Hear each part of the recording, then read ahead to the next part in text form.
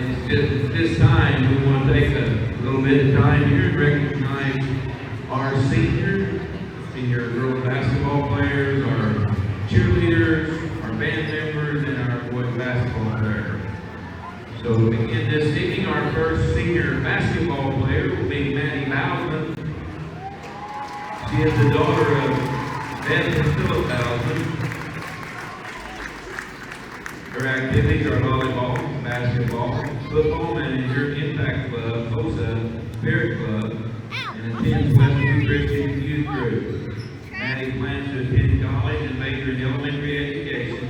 Maddie's most memorable basketball experience is her dad being able to coach her senior year. Maddie Bowsman.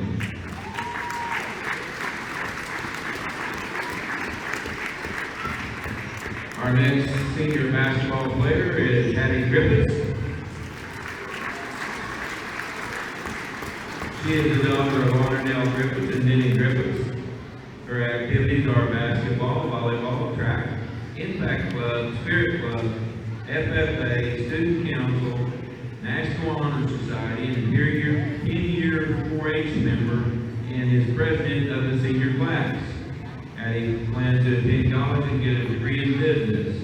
Addie's most memorable basketball experience is playing every weekend when I was younger and watching the older girls play. Addie Griffiths. These are the only two members of our 2019 sectional championship team. Let's give them a big hand.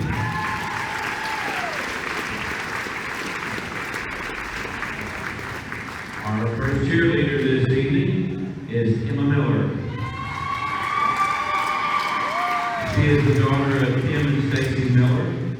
Her activities are volleyball, cheer, girls basketball manager, FFA, Impact Club, National Honor Society, 4-H, Westview Christian Church Youth Group. Emma plans to attend IUS and major in business. Emma's most memorable cheer experience is singing and dancing on the bus to all the games. Emma Miller.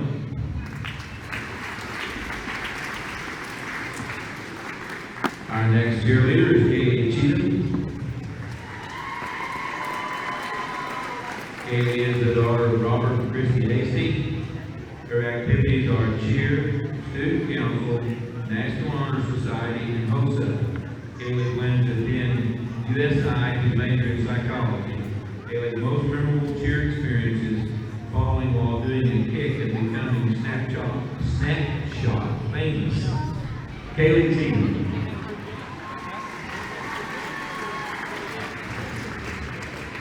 Our next cheerleader is Brianna Tower. She is the daughter of Susie and Kevin Tower.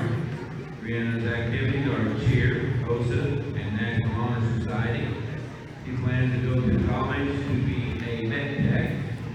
And Brianna's most memorable experience is cheering my senior year with all my best friends for Cameron. Brianna Tower. Our next cheerleader is Lauren Cameron. She is the daughter of Missy and Ed Cameron. Lauren's activities are cheerleading, art club, yearbook, happy ever after reading program. She plans to attend University of Louisville and get a bachelor's degree in anthropology. Lauren's most memorable cheer experience is being able to teach and cheer with my little sis, Lakin, at Cheer Clinic. Lauren Cameron. Our next cheerleader is Allie Chaumier. She is the daughter of Beth and Bill Johnson. Her activities are cheer, Spirit Club, and HOSA. Allie plans to attend college and become a registered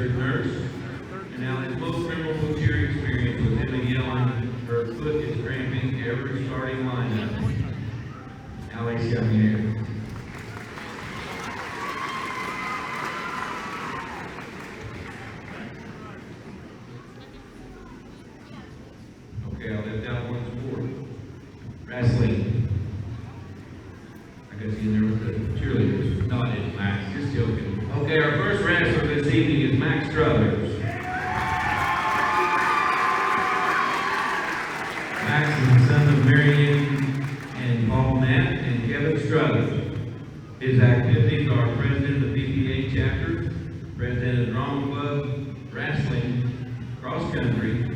Max plans are aviation, electronics, electrical, and computer systems technician in the United States Navy. Max's most memorable wrestling experience was two black eyes, a dislocated shoulder, a cracked rib, and all done in 4 separate occasions. Max Struthers.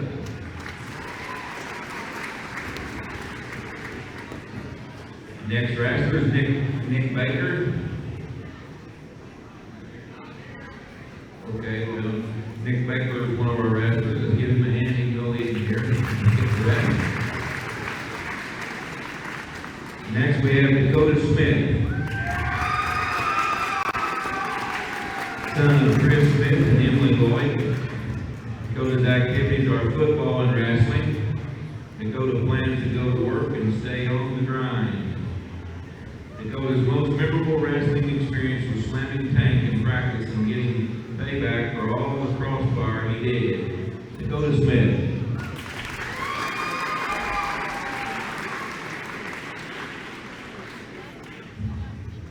Our first band member this evening is Blaine Levins, son of Paula and Brian Levins. His activities are Impact Club, Pep Band, and Art Club. After graduation, Blaine plans to attend IUS. Blaine's most memorable band experience was being able to perform in Marengo Cave for our Christmas concert. Blaine Levin.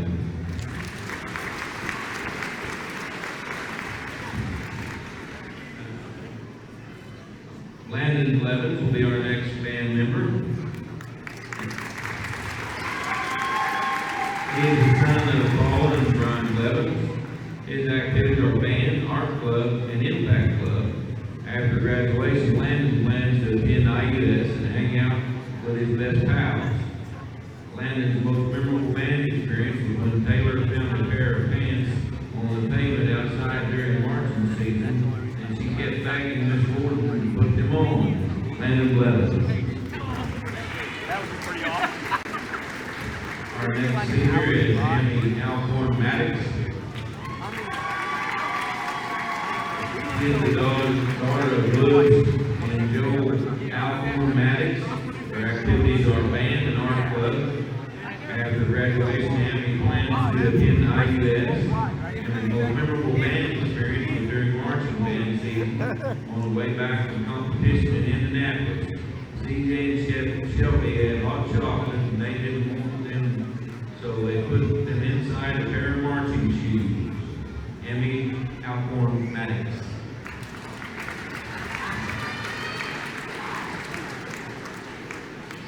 Next we have Lily Phelps,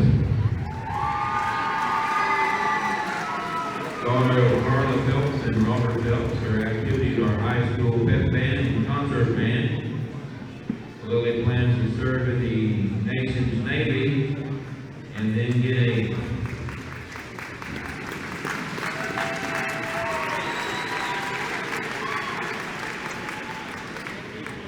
get a degree in aeronautical engineering.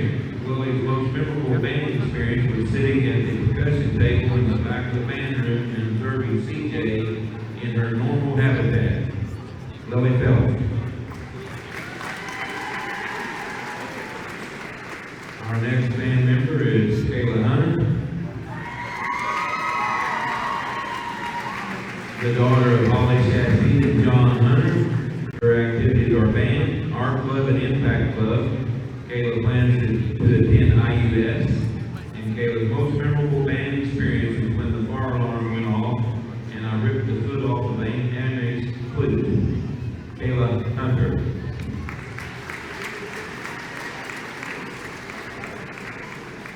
And next we have our one and only senior basketball player, Kate Naples.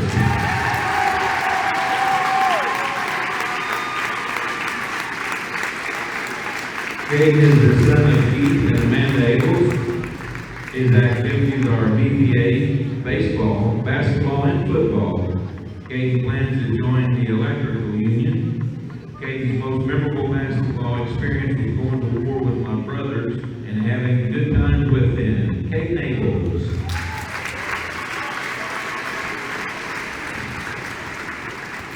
From the staff administration at West Fortune High School, we want to thank each and every one of you seniors and your parents for all the hard work and dedication you put into in your 13 years here at West Fortune. To the parents, we thank you for being such a great part of everything we do here at West Fortune, bringing these kids back and forth and participating in all the extracurriculars and supporting our programs.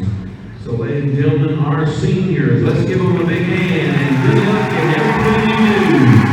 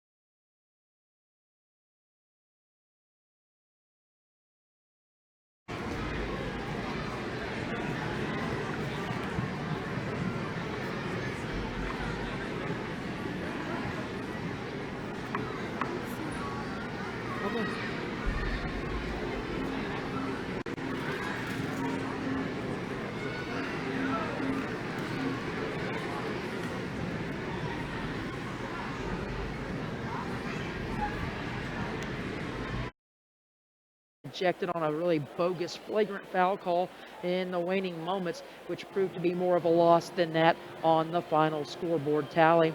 And so as a result, the Senators are without their second leading scorer here tonight, as well as their team leader in assists and steals. And as a result, an already short rotation will become even shorter here for Coach Sullivan and his gang that will need a big night from the likes of Parker Green stepping up into a guard spot tonight, along with senior guard Cade Naples, and of course Bobby Stevens also in the backcourt mix here in Holden's absence tonight. So as a welcome in, Coach Gibson, to the broadcast here on senior night in the friendly confines.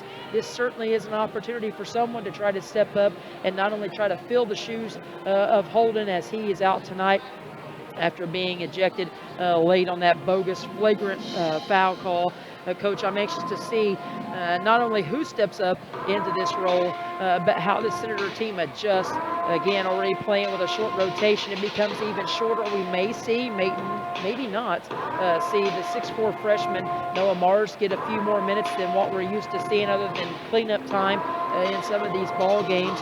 And you know, I feel like at times the resiliency of this team and their toughness has been tested, and I feel like each time they've kind of answered the call, they've answered the bell, so to speak, and maybe it doesn't show in the win and loss column, but tonight they certainly have the deck stacked against them once again. So who has the most pressure on them in this lineup to really step up and try to fill those shoes? Well, when you have a player like Holden out, who is, you know, top 10 in 1A and single A in both assists and steals, it takes more than one person to fill those shoes. So obviously when you're talking about pressure, if you're talking about ball handling pressure, and maybe a little bit more scoring pressure, obviously. And you mentioned that. I think it probably falls on Parker a little bit to score a little bit more than he has the last couple of games. But I think, honestly, for us to come out on top tonight, I think our bigs have to play really well. They have to show up tonight, and they have to play really well. A game after, it was either last game or 2 games ago, Harrison didn't even attempt a shot. You know, our bigs have to show up and show out for us to win tonight.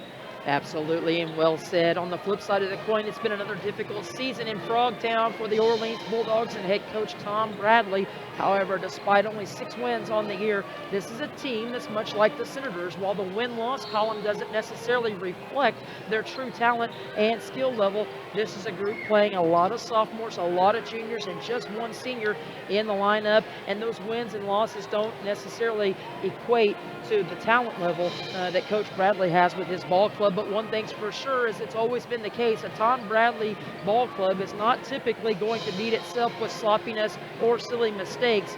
So with that in mind, and their youthful play, and especially the guard play that I think's improved throughout the year, it really becomes a big test, as we said, for our kids in the backcourt without Holden there defensively. Yeah, absolutely. And, you know, one thing, talking to our old friend Coach Aaron Freed, you know, before the game, Frito was talking about how these 2 teams really are very similar to each other, obviously in the fact that they only play 1 senior, but also that he was talking, and this is just like the Senator. He said, you know, when we shoot pretty well and we just don't have those careless turnovers, we're pretty competitive. And, you know, that's just like the Senators. The Senators, when they shoot okay, you know, they've had those games where we're down in the 40s, and I've mentioned the last couple of games that, you know, when we score less than 50, we're 1-9 now. When we score over 50, we're 6-4. So that tells me, you know, when we shoot well and we keep those turnovers down, you know, that turnover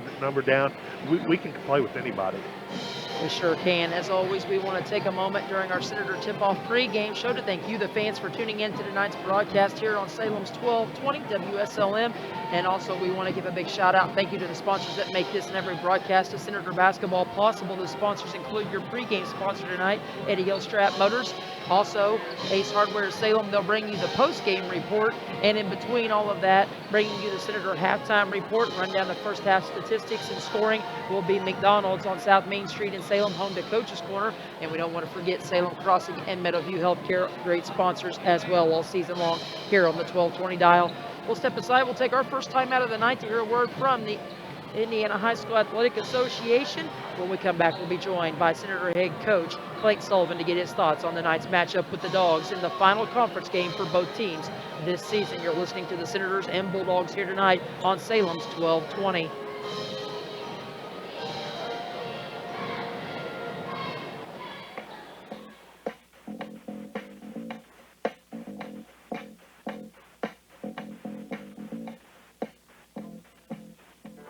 Sportsmanship doesn't happen just on the court or on the field or on the mat. It doesn't happen only in the pool or on the green or the track. It also happens in the stands, on the sidelines, on the web, and at home. That's because sportsmanship is everyone's responsibility. We remind you to practice good sportsmanship at all high school sporting events. Treat athletes and officials with respect during competition and especially in social media. And support your team's coaching staff. Remember, sportsmanship has a face. Yours. A message from your high school and the Indiana High School Athletic Association.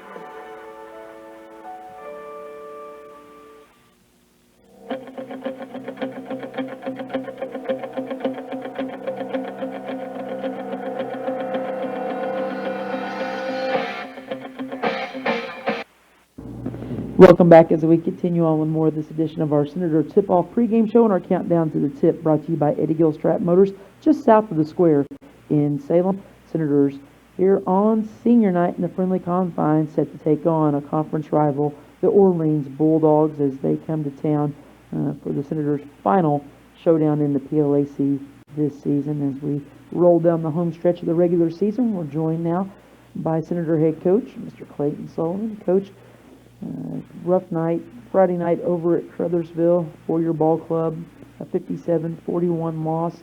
A game where I felt like our boys struggled to get in any kind of rhythm, especially on the defensive end. It appeared that we just really struggled with our footing and being able to stay in front of guys with their dribble drive. Yeah, we were kind of in quicksand, it seemed like, out there on the defensive end.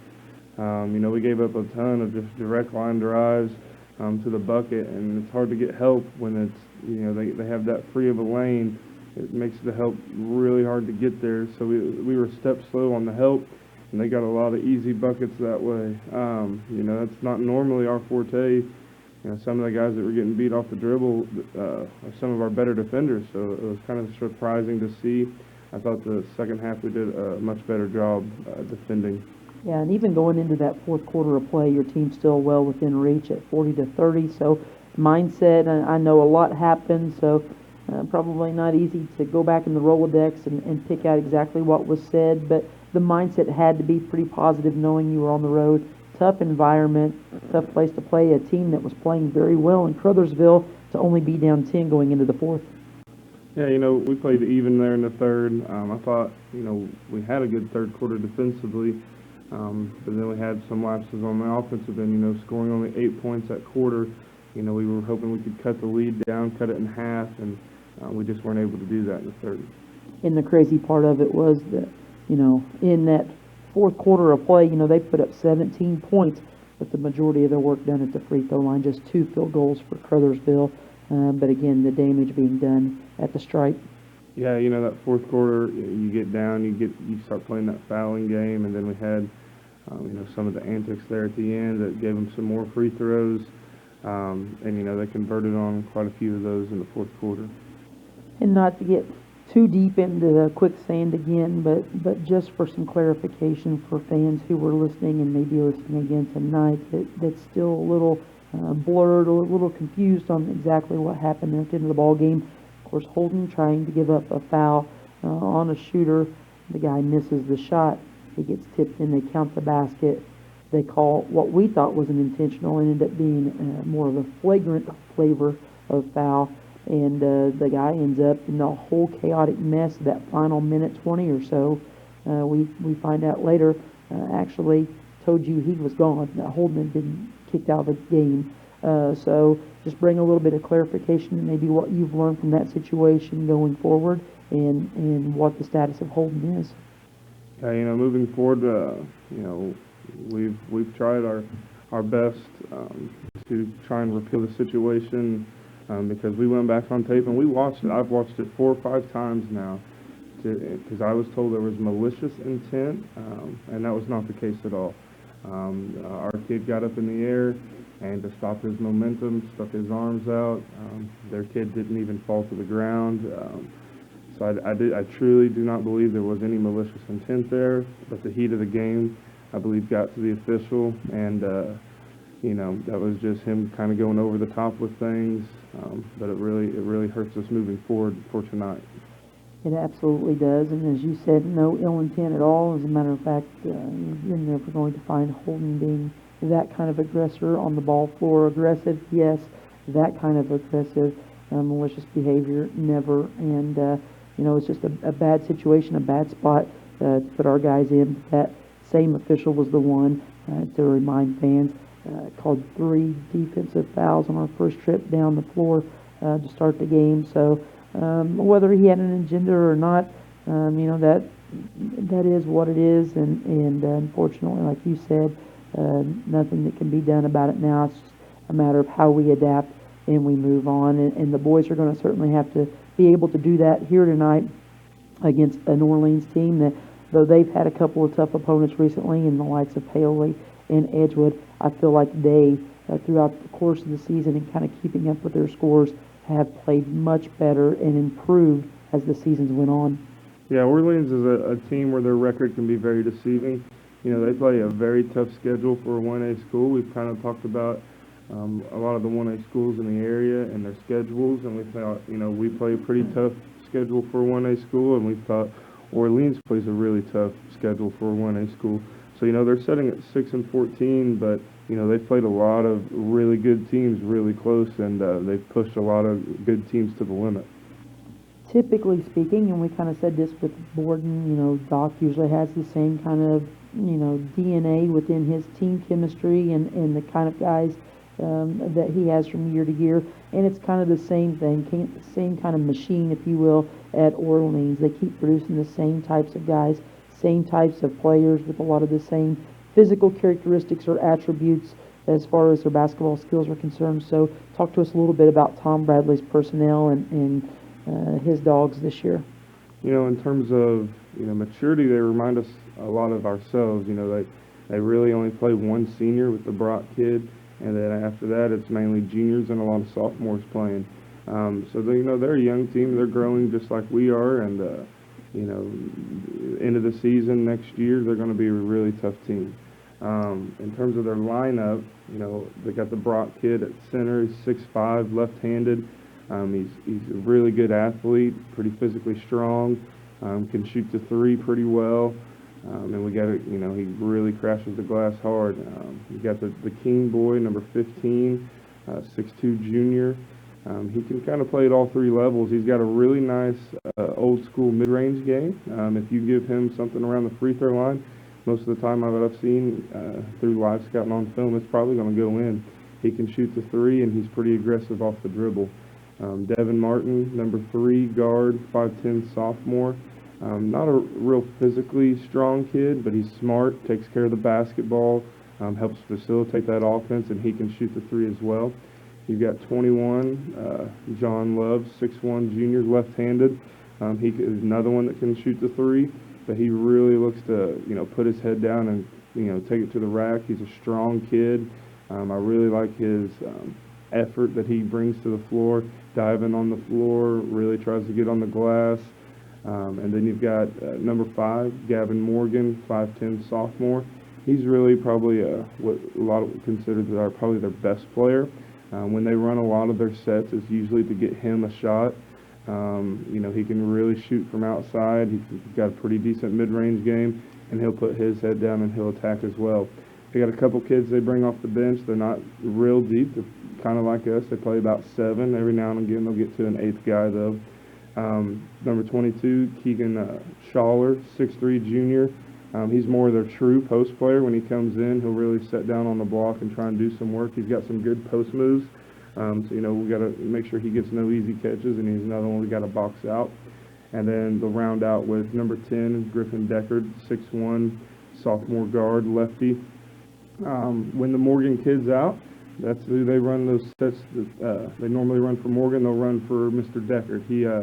He's got a really nice stroke, and he'll attack as well.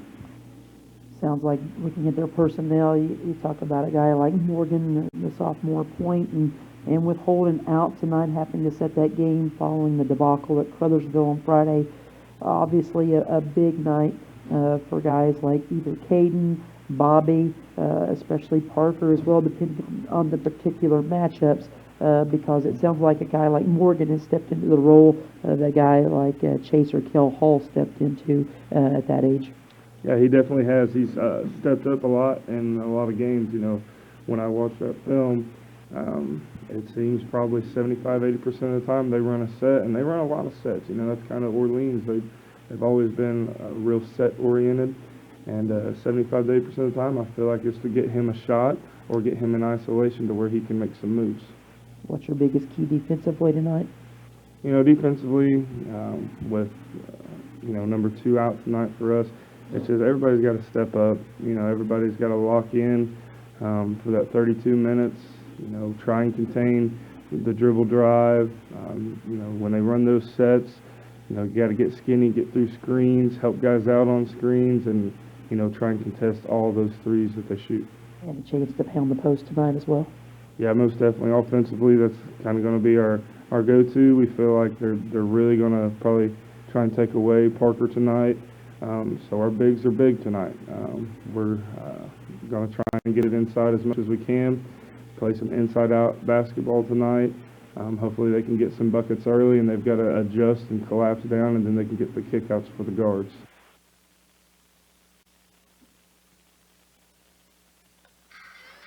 listening to IU Sports, you need to be locked in on WSLM 97.9 FM, your home for IU Sports. Welcome back as we continue on with more of this edition of our Senator Tip-Off pregame show and our countdown to the tip, brought to you by Eddie Gilstrap Motors, just south of the square in Salem, as we're joined now by Orleans head coach, Mr. Tom Bradley, always generous with his time, and to give us a few thoughts before each time the Senators and Bulldogs go at it. Coach, just tell us a little bit about your team this year and how maybe they compare or stack up to some of your more recent teams and how your team's faring so far. Well, the biggest thing is we just don't have a lot of game experience from last year. We had graduated everybody basically that played last year. David Brock played a little bit for us. John Love played some for us, but that was pretty much it. So we a lot of new faces, mostly sophomores. We got one senior and two juniors play varsity, and the rest of them are sophomores. Kind of like what West Worthington is actually. And so it's taken us a while, I think, to understand how hard you got to play in a basketball game at the varsity level. And so it's been a learning experience for us. You know, we're young, we go, we play well at times, and then we have big walls and back and forth. So hopefully something that'll be cured here with this game experience we're getting. And in just watching some of your scores and your results from your past several ball games as the course of the year is ran on, and in listening to your post game coming back from our game at Crawford, was listening to you talk a little bit about your team's win against Lagodi. You're right. I think it's a matter of, just like with Coach Sullivan's group, teaching these young guys how to win. They maybe know how to win at younger levels, but it's a whole other animal varsity level. It sure is. It's one of those things where it's just a different effort. The focus has got to be so much better, and you're not playing against guys just that are your age now. You're a sophomore out there, and you're playing against seniors. That a lot of teams we played, the guards have been 6'2" and 6'1", and we're sitting there at 5'10", so it makes a huge difference for us. Talk to us a little bit about your past few outings. In particular, you've had a couple of tough tests at hand. Of course, Paoli this past weekend, as well as Edgewood, two really good ball clubs. But I think most coaches would agree you like that kind of test going in the home stretch, trying to get ready for tournament play. Well, we do. We knew we were going to be outmanned this past weekend. Mitchell kind of was a letdown for us because I thought we could play a lot better against them and had a good chance to win. But we just didn't shoot the ball very well. And then this weekend, we didn't shoot the ball well at all. But a lot of that has to do with their length, their speed. The Edgewood team is the quickest team I've seen all year, even going scouting. I mean, they just they're good. And the Paoli team, we all know about Paoli, how they got all their seniors, and they've been kind of grooming this team for quite some time now. And they come out and kind of give us a lot of trouble as well, although we were able to hold the score down on them by playing our tempo. But it's kind of a different thing against Edgewood. They were just so much more athletic than we were that it kind of got away from us. Coach, what's your impressions in looking at Coach Sullivan's group, either on tape or what you've been able to maybe see of them live? What's your takeaways from them, and what do you have to do well against this group tonight? Well, we need to shoot ball well. That's been one of the things that we have not been doing here recently. We had a stretch there where we were 45, 47% for quite a while, and then this past we didn't shoot it very well, and nothing to do with them and as that aspect, as long as we get open shots. But we had a hard time getting open shots against this past weekend because of height. Clayton's got a good team in terms of a young team. His sophomores can shoot the basketball. The big kid they got side. I was impressed with him. He gets the ball down there. He's a load, and he's tough to handle on the block. That was some of my conversation, both with Coach Sullivan and Coach Bradley prior to tonight's tip. Let's quickly, before we break aside here for the national anthem and our final break here on the pregame show, to run down tonight's key to victory, brought to you by Eddie Gilstrap Motors, just south of the square in Salem. First, it's going to be that stand-up mentality. Who steps up? We talked about it in the open. Who's going to fill the void left tonight? With Holden not in the line. Secondly, got to limit turnovers, because a Tom Bradley ball club typically is not going to turn the ball over and beat themselves. So you also have to take care of the rock value possessions, much like you would against any Tom Bradley or Doc Nash ball club. Both of those coaches, similar styles of play. And then third and finally, got to attack the paint. We talked about it. You heard Coach Sullivan talk about it. You even heard Coach Bradley mention our big, Jake Strange. They've got to go at Orleans bigs with our bigs. Harrison, Jake, got to have big nights. Those are your keys to victory. Brought to you by Eddie Gilstrap Motors. They have a full line of new quality certified pre. And as the West Coast choir, Mr. Hannah Linwood,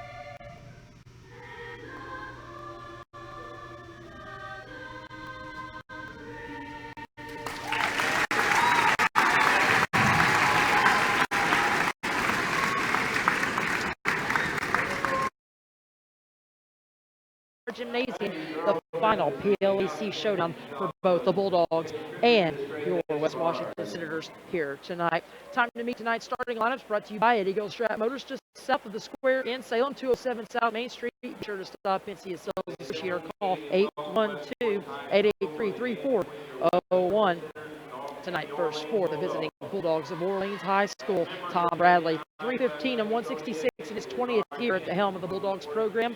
His team averages 47.5 points a game and gives up the 6.6. Their last outing at 78-49 loss at home in the Doghouse to Edgewood on Saturday night. They come in with a 6-14 record, 0-5 in conference play. They started two-guard set, number 3, Devin Martin, and number 5, Gavin Morgan in the backcourt. Devin Martin's a 5'10 sophomore averaging 5 points and a half rebounds per game. He's joined by the shooting guard, Gavin Morgan, which is a 5'10 sophomore at 10.5 points per game to lead the team and 3 rebounds. The small forward will be number 15, Duncan King, a 6'2 junior at 4 points, 2.5 rebounds per game. He's joined on the other block by 21, the 6'1 junior, John Love, 8.5 points per game, 3 rebounds per contest for Love. In the middle will be number 20, the lone senior in the lineup, 6'5 senior Javen Brock, 7.8 points per game and 5 rebounds for the senior center for Tom Bradley's ball club. Now, West Washington Senators 7-13 is Clayton Sullivan in his first year at the helm of the Senator program. His team averages 55.7. They give up 55.5. Their last game was a 57-41 loss over at Crothersville in what became a rather hairy situation late in that ball game. For the Senators, it's a little bit different look tonight. Again, holding out of the lineup due to the bogus flagrant foul at the end of regulation Friday night that caused him to have to set this one out. So they will roll with a different lineup. It'll be number 11, Caden Abels, a 5'9 senior, running the point at 6.5 points and nearly 1.5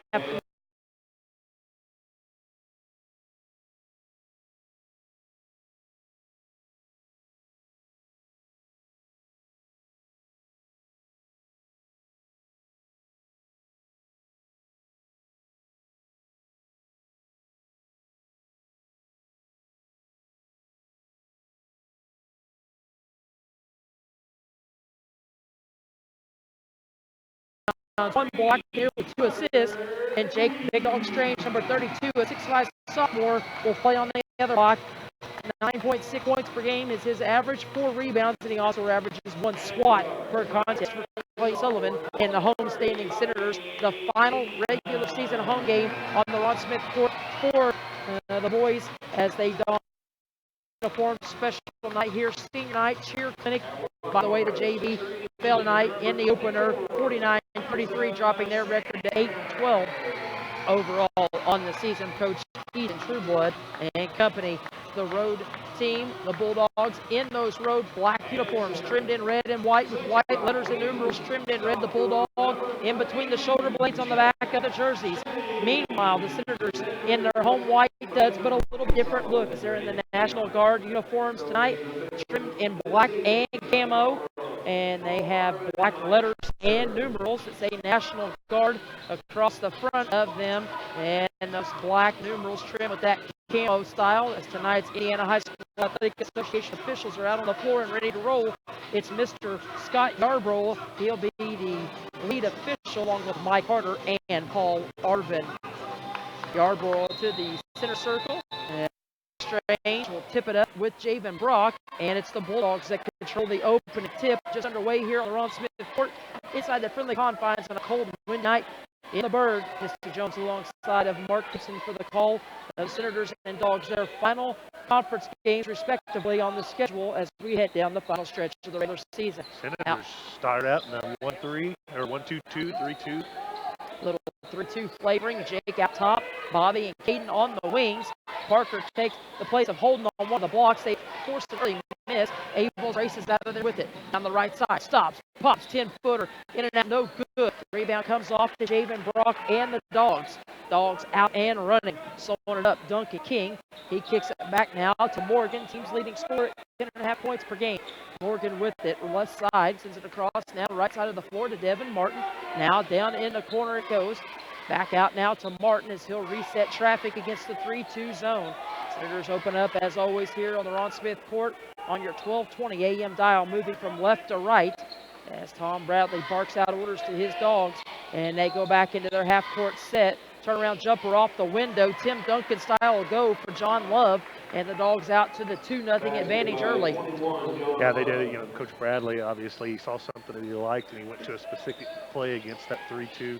But I thought the first two possessions, Senators played pretty well defensively.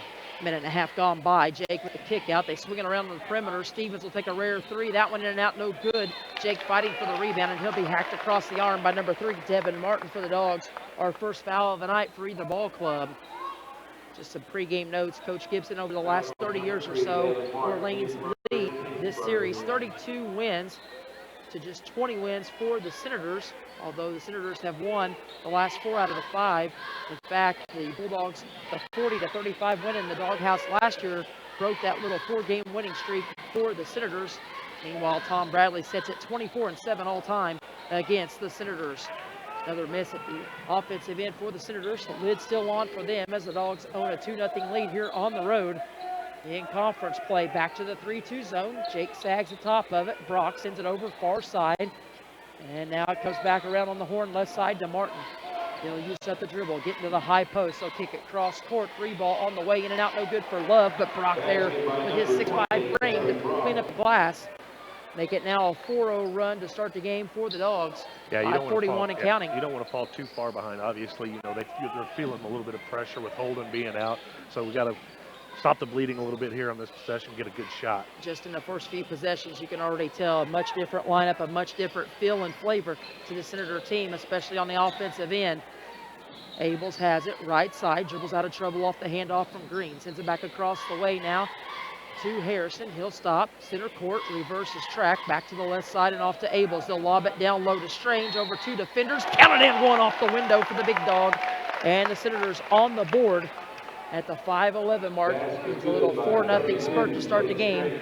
That's what I was thinking, when we said we need to stop the bleeding, let's go into the big, and they did just that with a nice little, toss over from Abels. They tried to front Jake with his nice little pass, and he went straight up with it instead of doing that power dribble.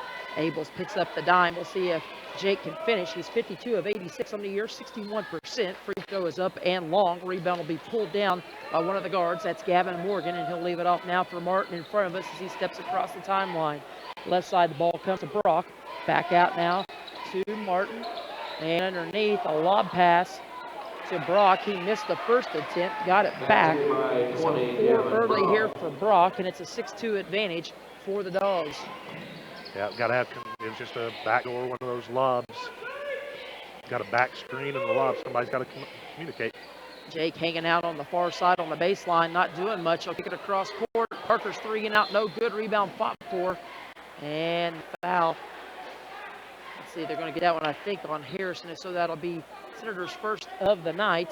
So the Dogs with 2 early ones in the foul category.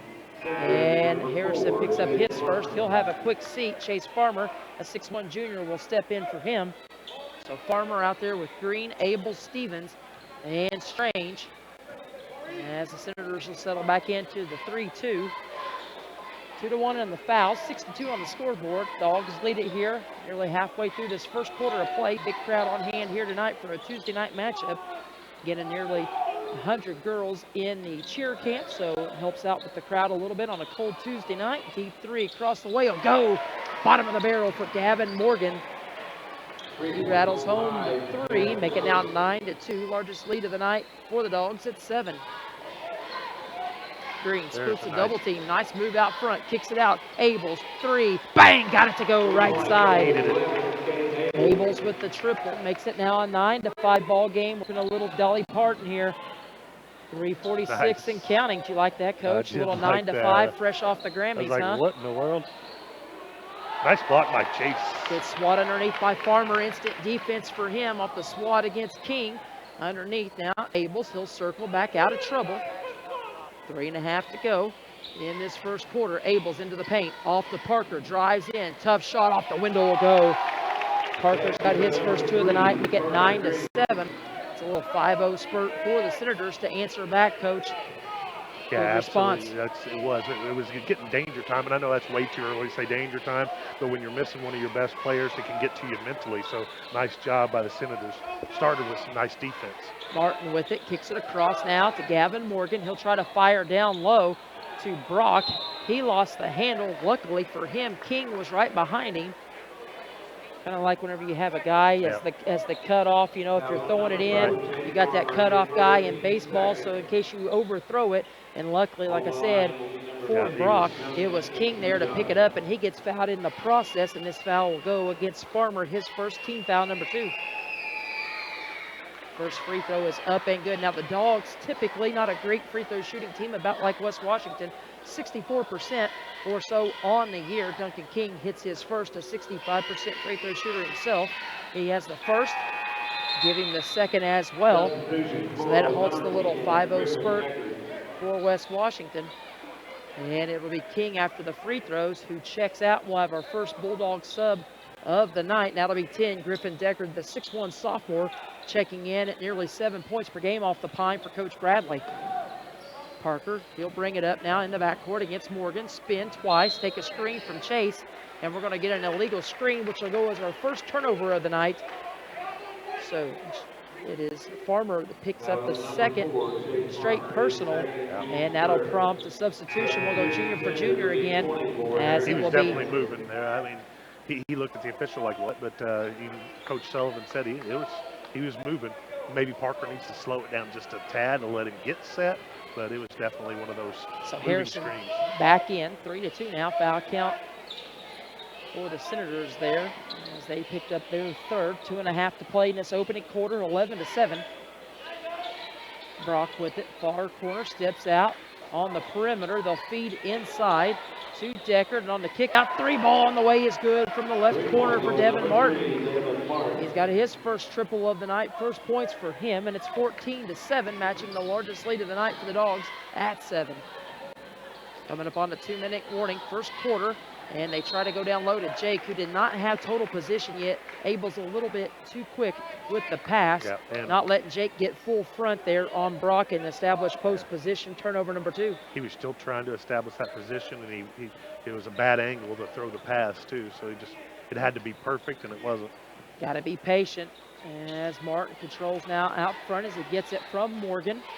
Deckard with it. He'll cut through the paint. High post cut now for Love. They miss him, so they skip it cross court to Martin. Back out top. Love, 3, bang, bottom of the barrel. As Love now has 5. Make it 17-7. First double-digit lead of the night for the Dogs. As the Senators continue to struggle to get things going and get into a flow offensively out front, they'll triple team Parker, forcing to give it up now to Harrison on the baseline left side. Kicks it out. Abels gives it right back to Parker. Pump fake right side. Hesitation dribble. He'll take it to the rack. Strong off the window for 2. And Parker now with 4 points on the night. Timeout for Coach Sullivan on the floor with 1:21 to go. And for the Senators, it will be a full timeout, so that'll give Coach Gibbs. Lynx Clothing and Shoes carries a wide variety of items from name brand clothing and shoes to sports apparel and sporting goods. We offer custom screen printing and embroidery, free gift wrapping, alternations, and layaway. Our hours are Monday through Thursday, 9 to 5:30, Friday 9 to 6, and Saturday 9 to 5.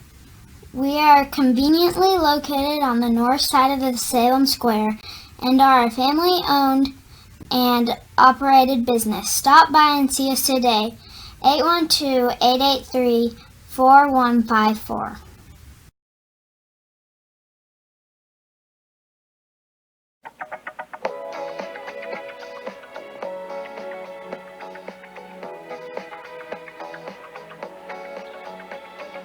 Back we come to the Ron Smith court as we continue the first quarter, not the third quarter, jumping a little too far ahead. Buck 21 to go here, opening frame, 17-9 as the Bulldogs lead it. They've led by as many as 10, but the basket by Green cut it down to 8. See what the Senators have in store on this trip defensively. Abel's trying to cut off the dribble of Martin. He'll rise and fire over top. That one in and out, no good. Tipped back up by Martin, would not go either, and Harrison clears the defensive board for the Senators. 2 turnovers for West Washington already in this opening quarter, none for the Bulldogs to this juncture, under a minute to play in the period. Abel's with it out front, works it over to Sanford, rises, fires in and out with the jumper, no good from 18 feet away. And with 45 seconds and counting, the Dogs push to the other end, and we'll have a foul on the floor. We'll get a reach underneath. This will be team foul number 4. And this one is going to go against Parker Green.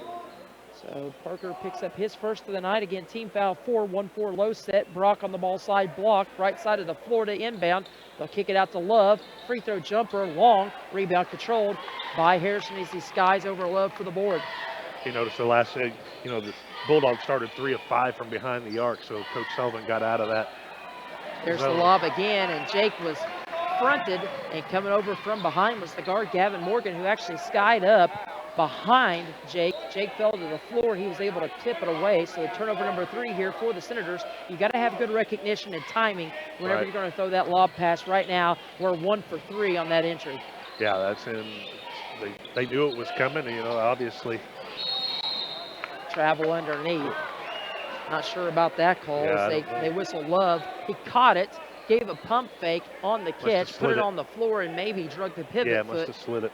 Looked pretty clean. 6 seconds to play. Abels is going to have to push in traffic. He'll heave it from half court, and that one a little bit long as time will expire. So that's the way the ball will bounce for the Senators after 8 minutes of play. They trail at 17-9 on the scoreboard. Temple & Temple has a long history of being a reliable contractor that provides a superior service. Established in 1948, 2 brothers, Walter Temple and Howard Temple, founded this company with a commitment to quality and a knack for doing that which others couldn't. After being in business for 70 years, Temple & Temple still holds true to the ideals of its founder, providing unique solutions to even the toughest problems. Temple & Temple has found there is no substitute for experience and a tradition of excellent work. Excavating, paving, concrete work, and bridge work are just a few of the categories the company has worked within over the years. No matter what the challenge, Temple & Temple will find the answer for your solution. Back we come to the Ron Smith court as we get ready to start the second quarter of play. It'll be Senator basketball out of the quarter break. Orleans controlled the opening tip. No jump balls in that first 8 minutes of play. So we are set. Both teams back out on the floor. Senators will open with a little bit different lineup. It'll be Parker Green out there with Caden Abels, Harrison Sanford, Jake Strange, and 6'4" freshman Noah Mars logging his first minutes of the night here to start the second quarter of play. Jake turns, faces, pump, backs down, kicks it out to Sanford, skips it cross court, now left corner. Abels, crossover, drives, rises, fires, shot way off the mark, no good. Rebound pulled down amongst 3 black jerseys, and it is Love and company that come out of there with it, as Love will be whistled for the travel across the way. That'll be the second straight time he's whistled for the Texas two-step. 2 turnovers here for the Dogs. Make sure that we can get back. That's one thing that really hurt us last week against Crothersville. We didn't get back quick enough. Orleans is trying to test that. Underneath, they go to Jake, mid-post. Near turnovers, he tried to kick it out against the triple team. Guys dive into the block quickly, and we'll have a bump and a foul, and I think they're going to get John Love for this one, so that's going to be team foul number 3 right now for the Dogs. It's Deckard and Keegan Schaller, the 6'3" junior at 3.5 points per game, out there for his first minutes of the night with Devin Martin, John Love, and for the Dogs, also Duncan King out there to start the second period of play. 45 seconds into the quarter. It is 17-9. And some of the Orleans faithful wanted a traveling call. Pretty decent crowd for the folks from Frogtown in attendance tonight. Nearly a minute gone by in the quarter. Another whistle, another Orleans foul. And this one's going to go on Devin Martin, his second, team foul number 4. So we'll see a quick substitution. Gavin Morgan, the sophomore, that leads the team in scoring. He'll check in. And now it will be Scott Yarbrough who has a word with Tom Bradley underneath the battle. And Jake Strange to the line. Jake's got to find his mojo back. You know, he was really shooting well from the line, but the last 2 games kind of struggled. This is that one. Jake was the only one to attempt a free throw for the Senators in that first quarter. 0 for 2 now. And misses that one. He'll have one more. Substitution as Morgan checked in for Martin with the 2 personals now. Javen Brock still on the bench for Tom Bradley's club, as well as Jake finally knocks one down. Now 1 of 3 on the night. 3 points for the big dog, and it's 17-10. Minute gone by here in the second. Orleans looking for win number 7 on the year. Senators already with 7, looking for number 8. I think with Mars in, Coach Sullivan's worried a little bit with that man-to-man, so we're back to the 1-2-2, 3-2 zone. And underneath, floater would not go for King. Got his own rebound, had that one rejected. And I don't have a problem with that whistle, Coach, whether it was all ball or not, because when you got 6'4" and 6'5" in there, and you got John Love flying in at 6'1", out rebounding our 2 bigs, that's a problem. Yeah, obviously in the first quarter, actually you're talking rebounding, the Bulldogs lead the rebounding edge 8-4, 3-1 offensive. So already for the Senators, their 5th personal of the night. That one on Strange, his first. So Strange, Green, and Sanford with 1 apiece. Farmer with 2. Second free throw up and good as well. So Love gets the scoring opened up here in the second quarter for the Dogs. Make it now 19-10. Left Green has it underneath with the reverse attempt. Strange cannot get it to go as he was working against Keegan Schaller at 6'3". Let's see if they get Schaller for the personal. They do. That'll be his first. Team foul number 5 for the Dogs as they even the score in that department. 5 personals apiece.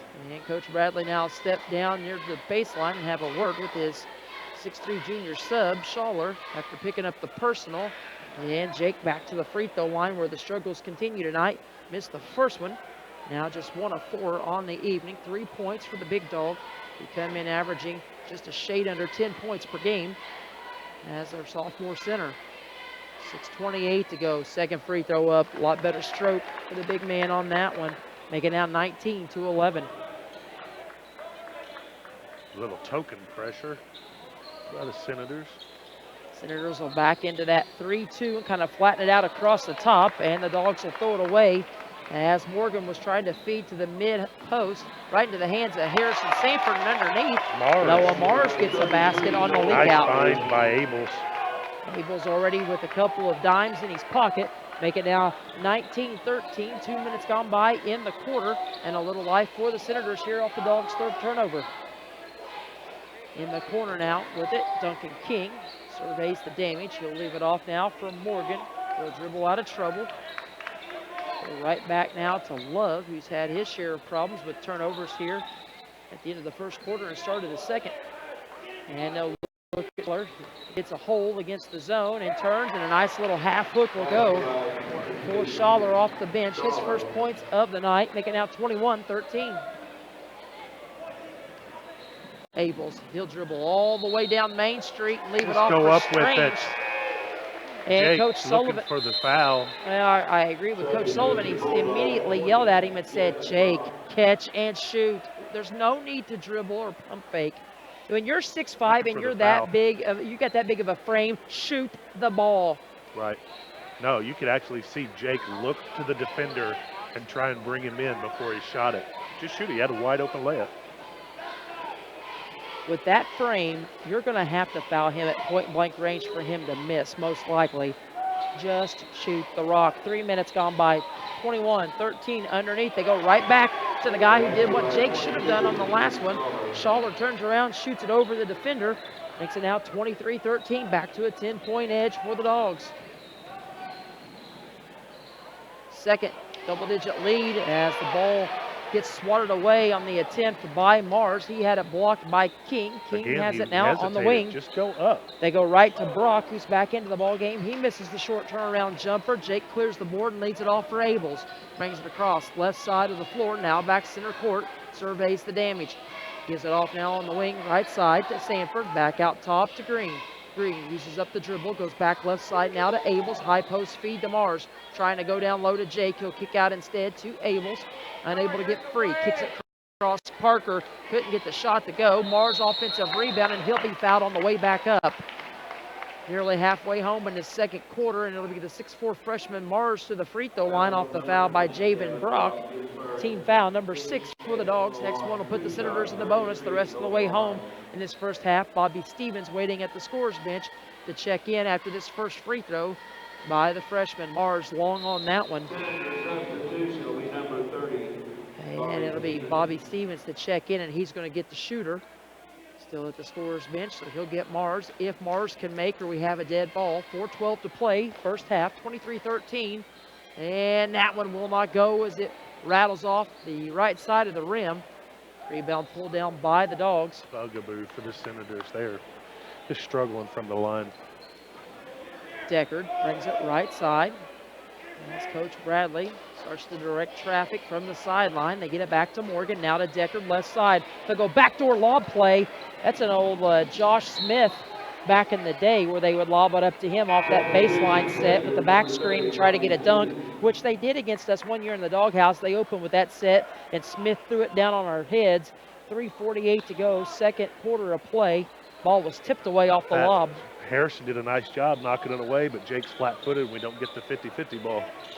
Out front, Deckard takes it off the dribble, had it blocked from behind on the outlet. Long pass to from Abels to Sanford. Back to Abels off the dribble. Shifty, nifty moves. Kicks it on the corner, right side to Parker. Now back around it goes left side to Strange. Strange off the post feed underneath.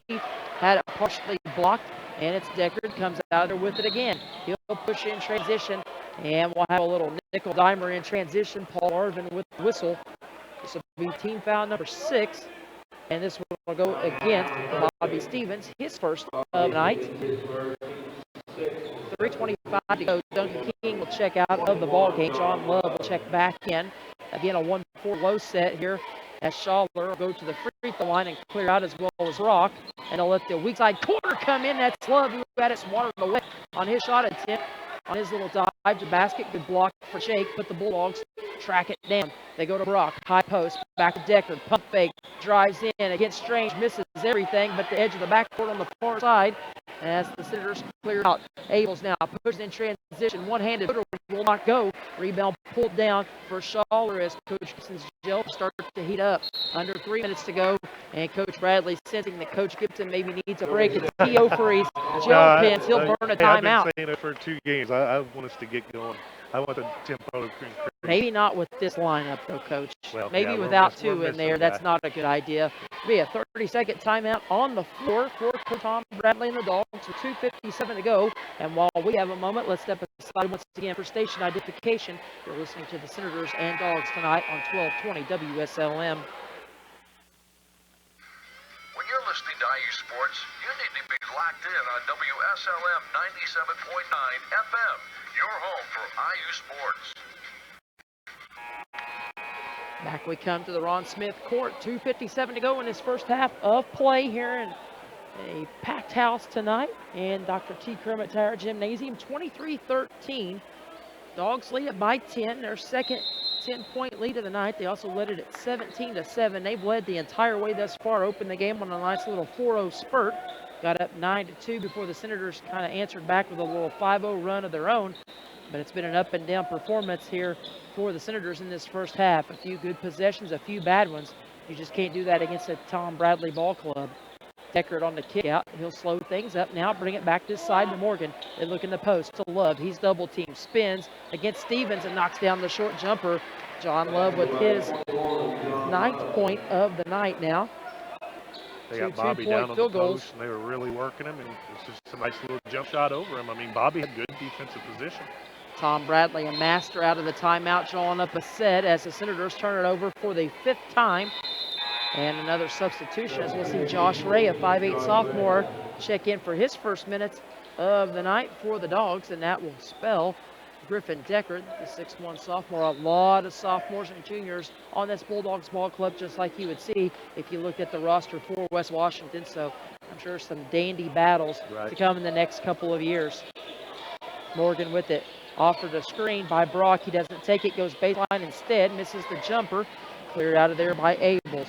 No numbers. Had it looked like poked away from behind into the hands of Harrison Sanford as he tries to feed it to Bobby on the base. It's poked away. So the Senators will reset. Just under 2 minutes to play here in the first half. $1:56 to go. 25-13. Largest lead of the night for the Dogs at 12. Strange has it. They try to go back to Parker, and they can't get it to him. They've been so good at that all year, but usually that's Holden feeding it right back to him. Minute 45 and counting. Parker with it right side. Spins. Working in the post against Love. Had to bring it back out. Skips it cross court to Abels, who nearly loses the handle and has it poked away by the quick hands of Gavin Morgan. Paul Arvin just about got in the way of that one. Abels again leaves it off for Strange. Spins. Baseline. Shot will not go, but will have a foul underneath. That was shades of Olajuwon. Started to turn and face, then spun back into the paint.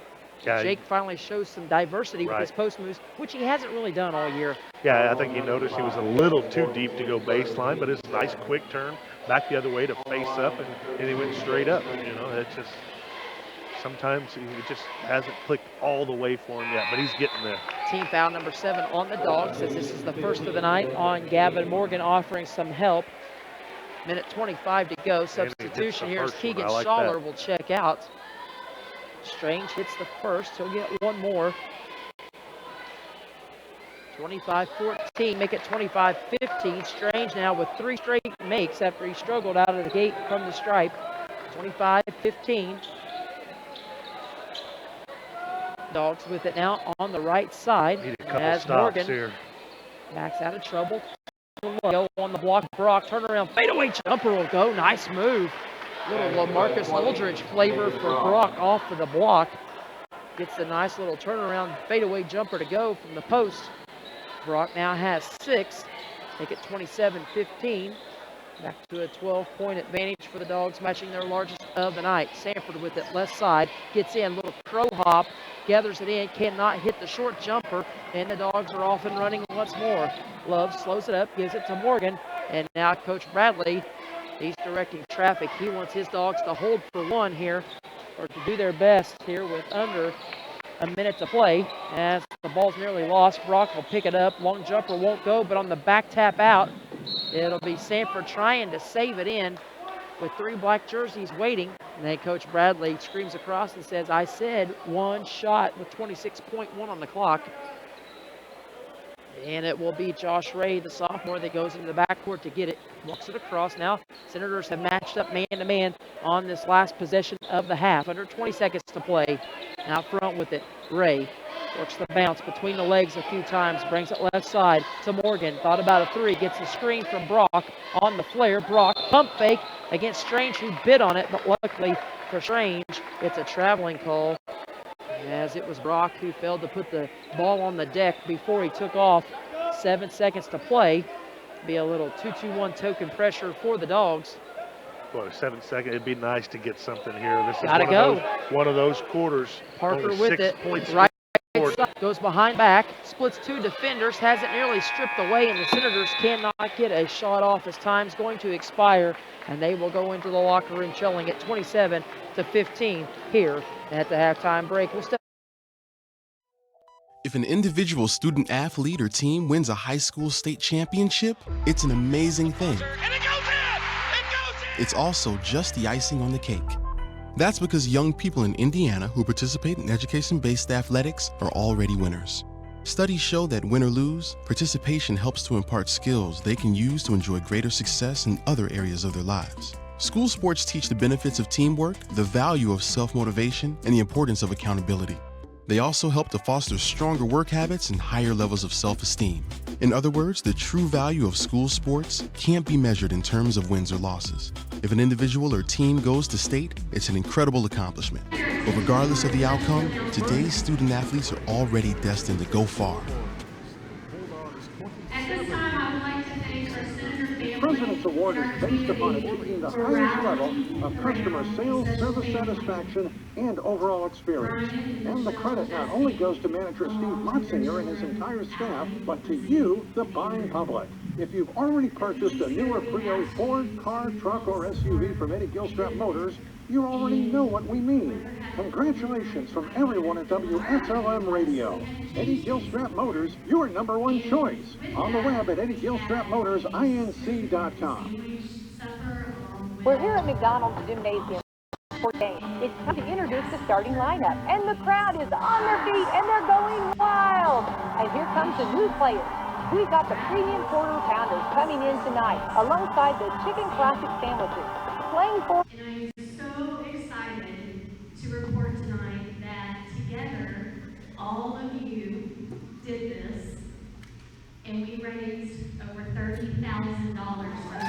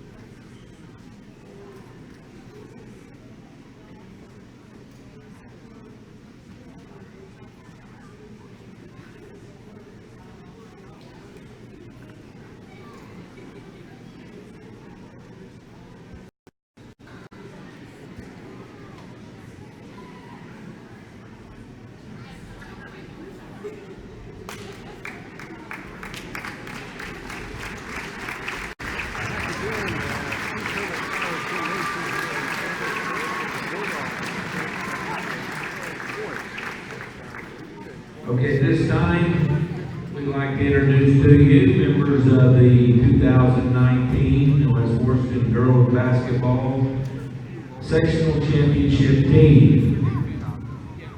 Number 1, Hattie Griffiths.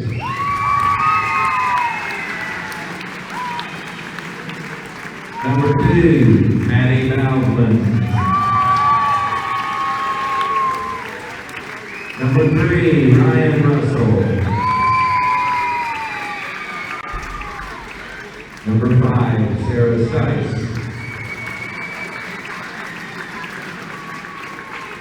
Number 10, Cassidy Gellner.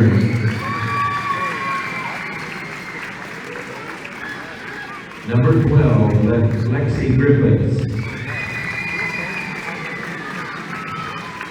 Number 21, Hayden Kress.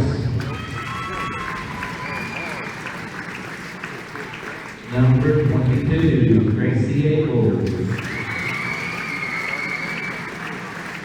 Number 23 is Tracy Hadley. Number 30 is Arena Marty. Number 40, Destiny Davis. Number 42, Madison Brown. Number 44, Mackenzie Brown. Assistant coach, Brittany Brook.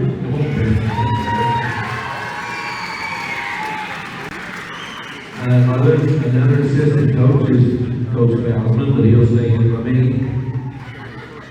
And Coach Darren Russell.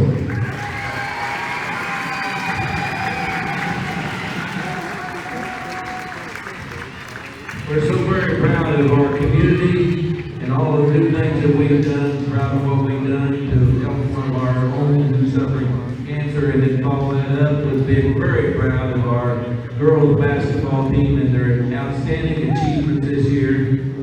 The team was 17-10 on the season for the sectional championships, the first one we've had in a long time, since about 99. And we have 2 managers. Evo, 2, where's Eva? And Abby Mom.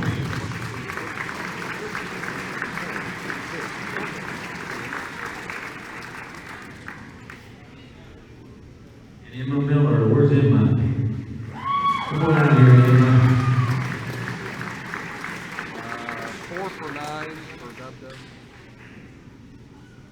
And we were 4 for 4. Okay, this time, after such an outstanding season, obviously something goes along with that. It's called hardware. That will go in the trophy case. So at this time, the girls will present to Athletic Director Phil Bausman the 2019 Sectional Championship Trophy.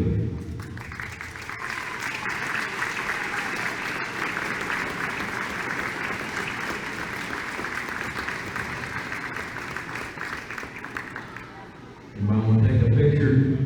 Shoot it now.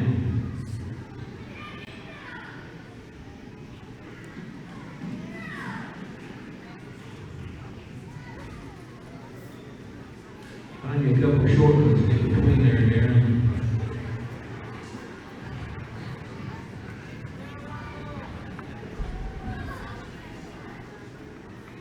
Back again at West Washington High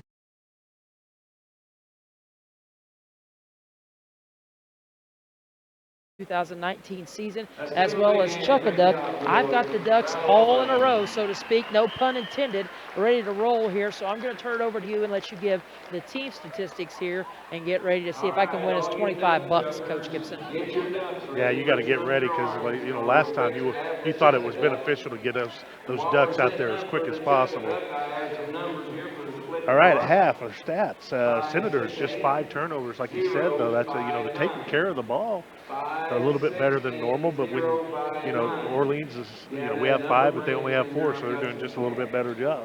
But statistically, 4 of 11 inside the arc for 36%, 1 for 5 for 20% behind the arc. So total of 5 of 16 and the half for 31%.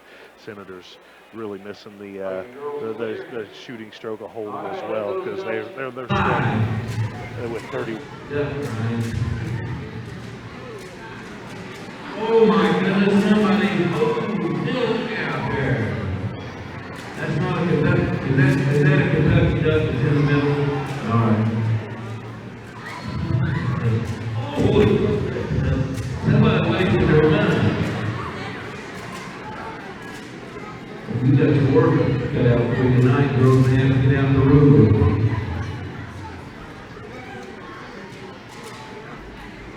They're all closed out there, but Cassidy's got one of those 1/4-inch eyes. She could be a carpenter, so don't take her long to pick a winner. Is all them ducks been chucked? Is that it? No more ducks? All right. We'll find out who won. You win this again. Oh, you didn't win last time, it's time before last. All right, you got the money, son.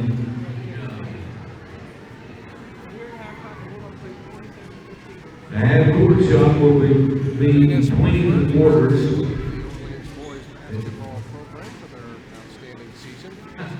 Hey, Jimmy Strange, you're going to shoot that half-court shot. You probably should start loosening up now. You got 8 or 9 minutes, so you start now. Ryan Shipman, chuck the duck, the winning duck.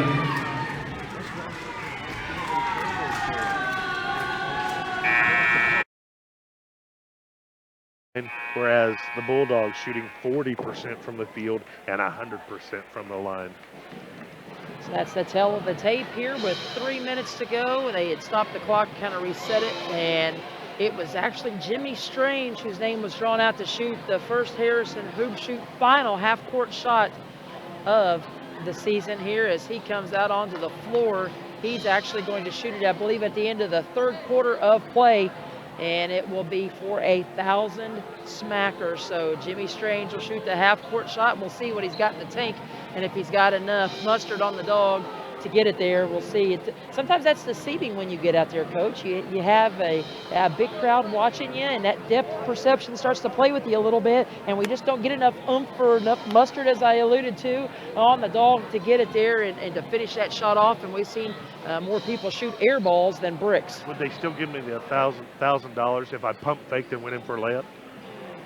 Probably not. I think pump faking is not allowed. I think it's against the rules of the contest. I would pump fake and go in for the layup. Maybe shoot a step back, 3 maybe, but I don't know.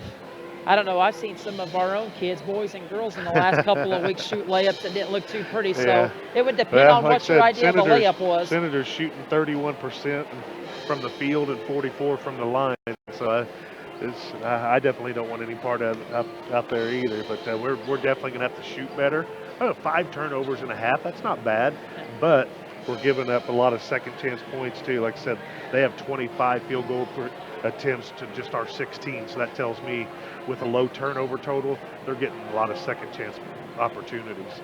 And that'll do it for our Senator halftime report. Both teams back out on the floor. Orleans still getting up some shots. We'll step aside, take a break here from a sponsor, and we'll come back with third quarter action right after this.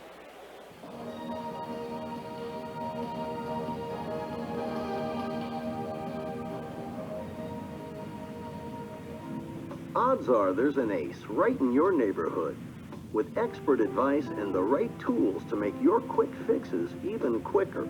Around the block, what you need in stock with people who know their stuff. Welcome to the Home Convenience Store. Our team at Ace Hardware of Salem is here to answer your questions and help you find what you need. Stop in today and see why we're your home convenience store. Ace is the place with the helpful hardware, folks.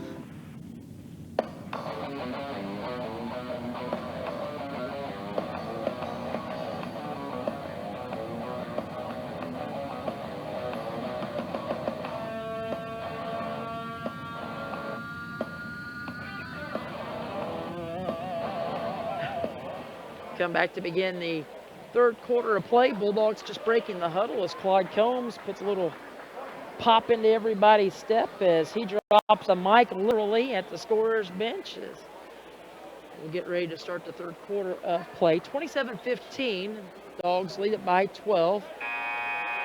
Had a couple of 10-point leads, couple of 12-point leads. This is their largest of the game. Senators need to open it up a little bit. Last year we only scored 35 against them, so we need to definitely open up the tempo just a little bit.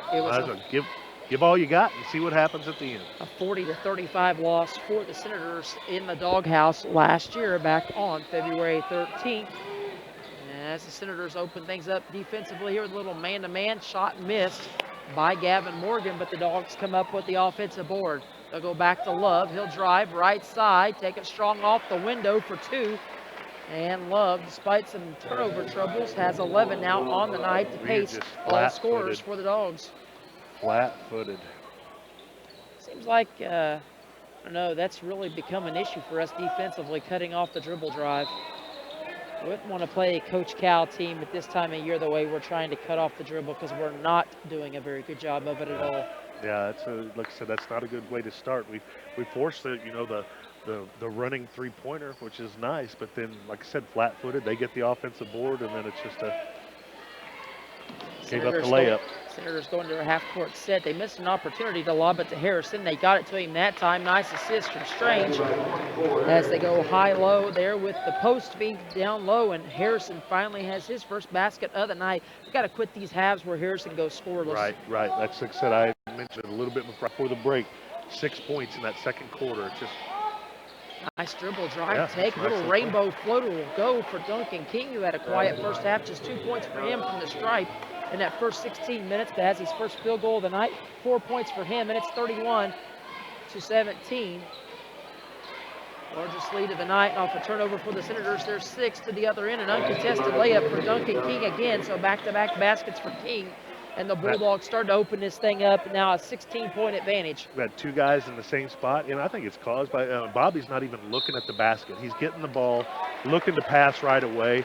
They see that on film. They're going to say, okay, when this guy gets it, he's going to pass right away, jump the passing lane, and they did just that. 6:12 to go, third quarter. It prompts a time.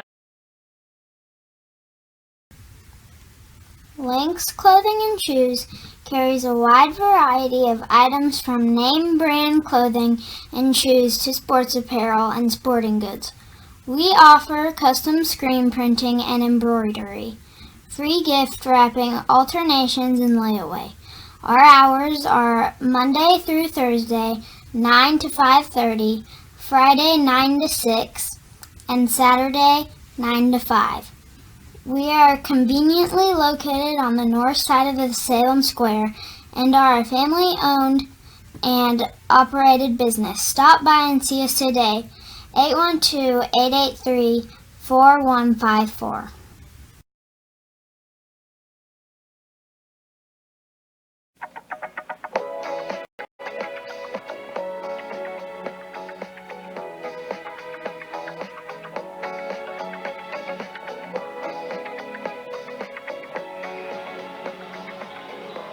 Back we come to the Ron Smith Court. Senators in a bit of trouble here out of the gates to start the third quarter of play, as the Dogs have opened up on a 6-2 scoring run here to start the third quarter, and they have their largest lead of the night off of back-to-back baskets and a Senator turnover in between.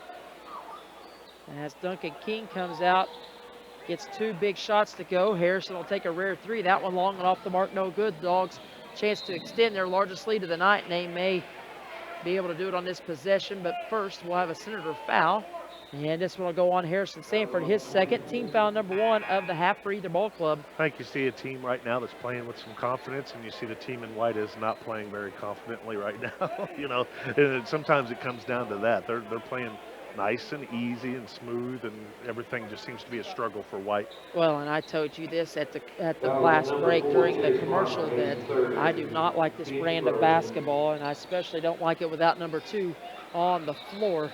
Yeah, so. But like as you said, said, we're fortunate that this isn't sectional this time. is true. Another 3 for the Dogs, and this will go for Devin Martin, his second triple of the night. He's got 6, and the Dogs now on the verge of putting this one in the icebox early here in the third. It's a 36-17 advantage. Largest lead of the night for the Dogs at 19. Harrison with it, far side on the wing. Chase Farmer into the lineup for Bobby Stevens. Parker with it, tough drive, switches over left hand, won't go in the paint. Ball will be tipped away, it'll stay with the Senators. Senators on the floor right now with Abels, Green, Sanford, Strange, and Farmer. And it's a box set for the Senators. They'll break Farmer to the ball side corner to Strange. They'll pin down, they'll try to get Parker. They played it well. Coach Bradley calling it out, had it scouted well. 3 minutes nearly gone by here in the third, as Harrison traveled right in front of Scott Yarbrough. Man, that was a big time travel, but holy smokes. Underneath, Caden Abels trying the fancy no-look pass, and you can't do that with a guy that's not used to catching in the post. Know your personnel. Come on, let's go. Yeah, that one went right off Chase's noggin. He's not used to that. Don't throw it. Turnover number 7, second of the half for the Senators. 36-17. I don't think Crothersville lead ever got to 19, but we did, start getting some stops, and we actually got that thing down to 3 at one point, I think, point. But I don't know if it ever got to 19. And we also had number 2 playing as well. Morgan with it. They'll try to lob it down low for Javen Brock, and that one's stolen away by Strange. Turnover number 5 of the night for the Dogs, and Sanford nearly travels again in front of Mike Parker this time on the left side of the floor. He'll dribble drive left side, get the tough basket to go. So Harrison's got 4 this quarter, making out 36-19 in favor of the Dogs. Little token 3-quarter court pressure for the Senators as they'll bring it up, give it off now to Morgan. Gets into the high post. Free throw line jumper will not go. Rebound though for the Dogs, and on the kick out, nice basket underneath for Love, and that'll prompt a timeout from Coach Bradley. 38-19. And a timeout on the floor will be a full timeout. Coach Bradley will have 2 fulls and a 30 left. Temple & Temple has a long history of being a reliable contractor that provides a superior service.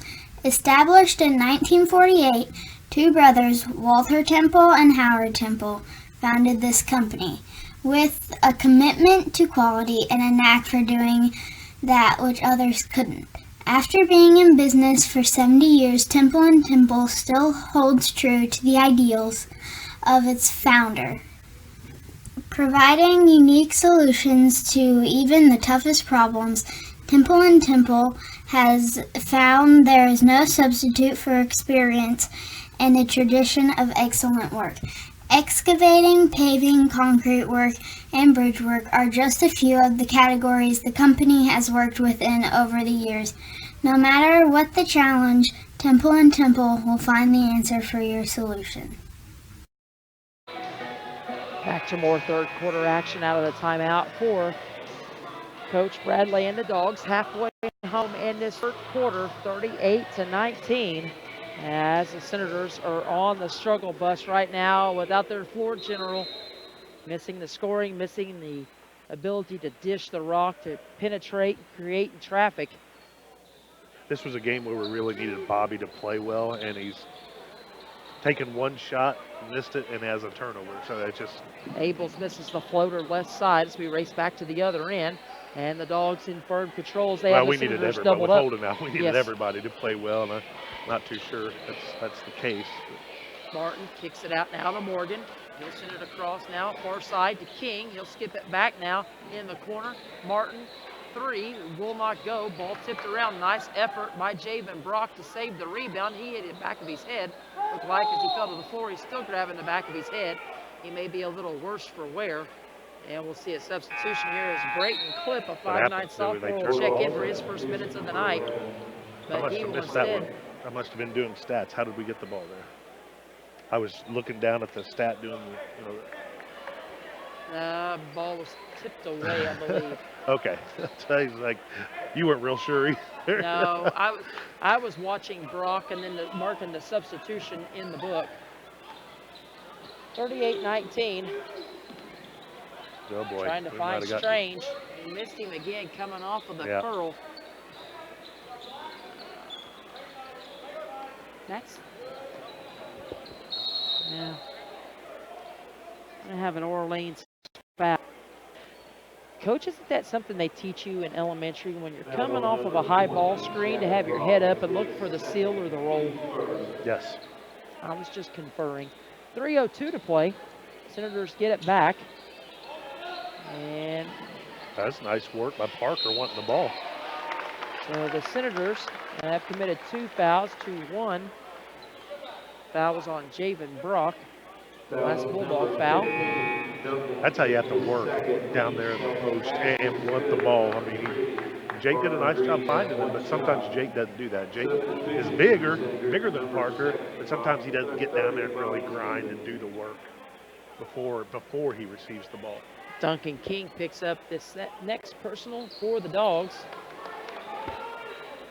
And for the Senators, it's a couple of free throws made by Parker Green. Give him 6 now on the night. A quiet night for Parker. He had to have a monster game. Senators in scramble mode in the half court trying to force some pressure. But Devin Martin and the Dogs dissect the defense on this end and make it 40-22, back to an 18-point advantage.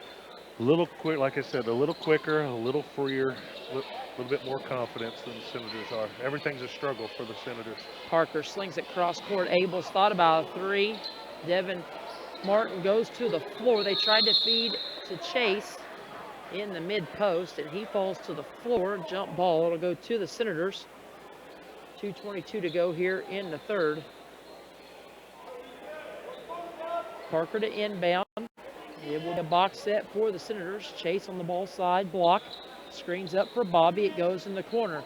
He'll dribble drive, get into the paint. Little hook shot will go for Bobby. That'll be Stevens' first basket. That's the Bobby that we need. Aggressive to the basket.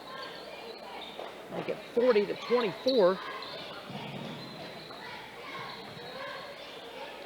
2 minutes to play here in the third quarter, and I'm already missing a point here in the scorebook, so I'm going to let you get me caught up here in a minute, Coach Gibson. I feel confident that I got your answer.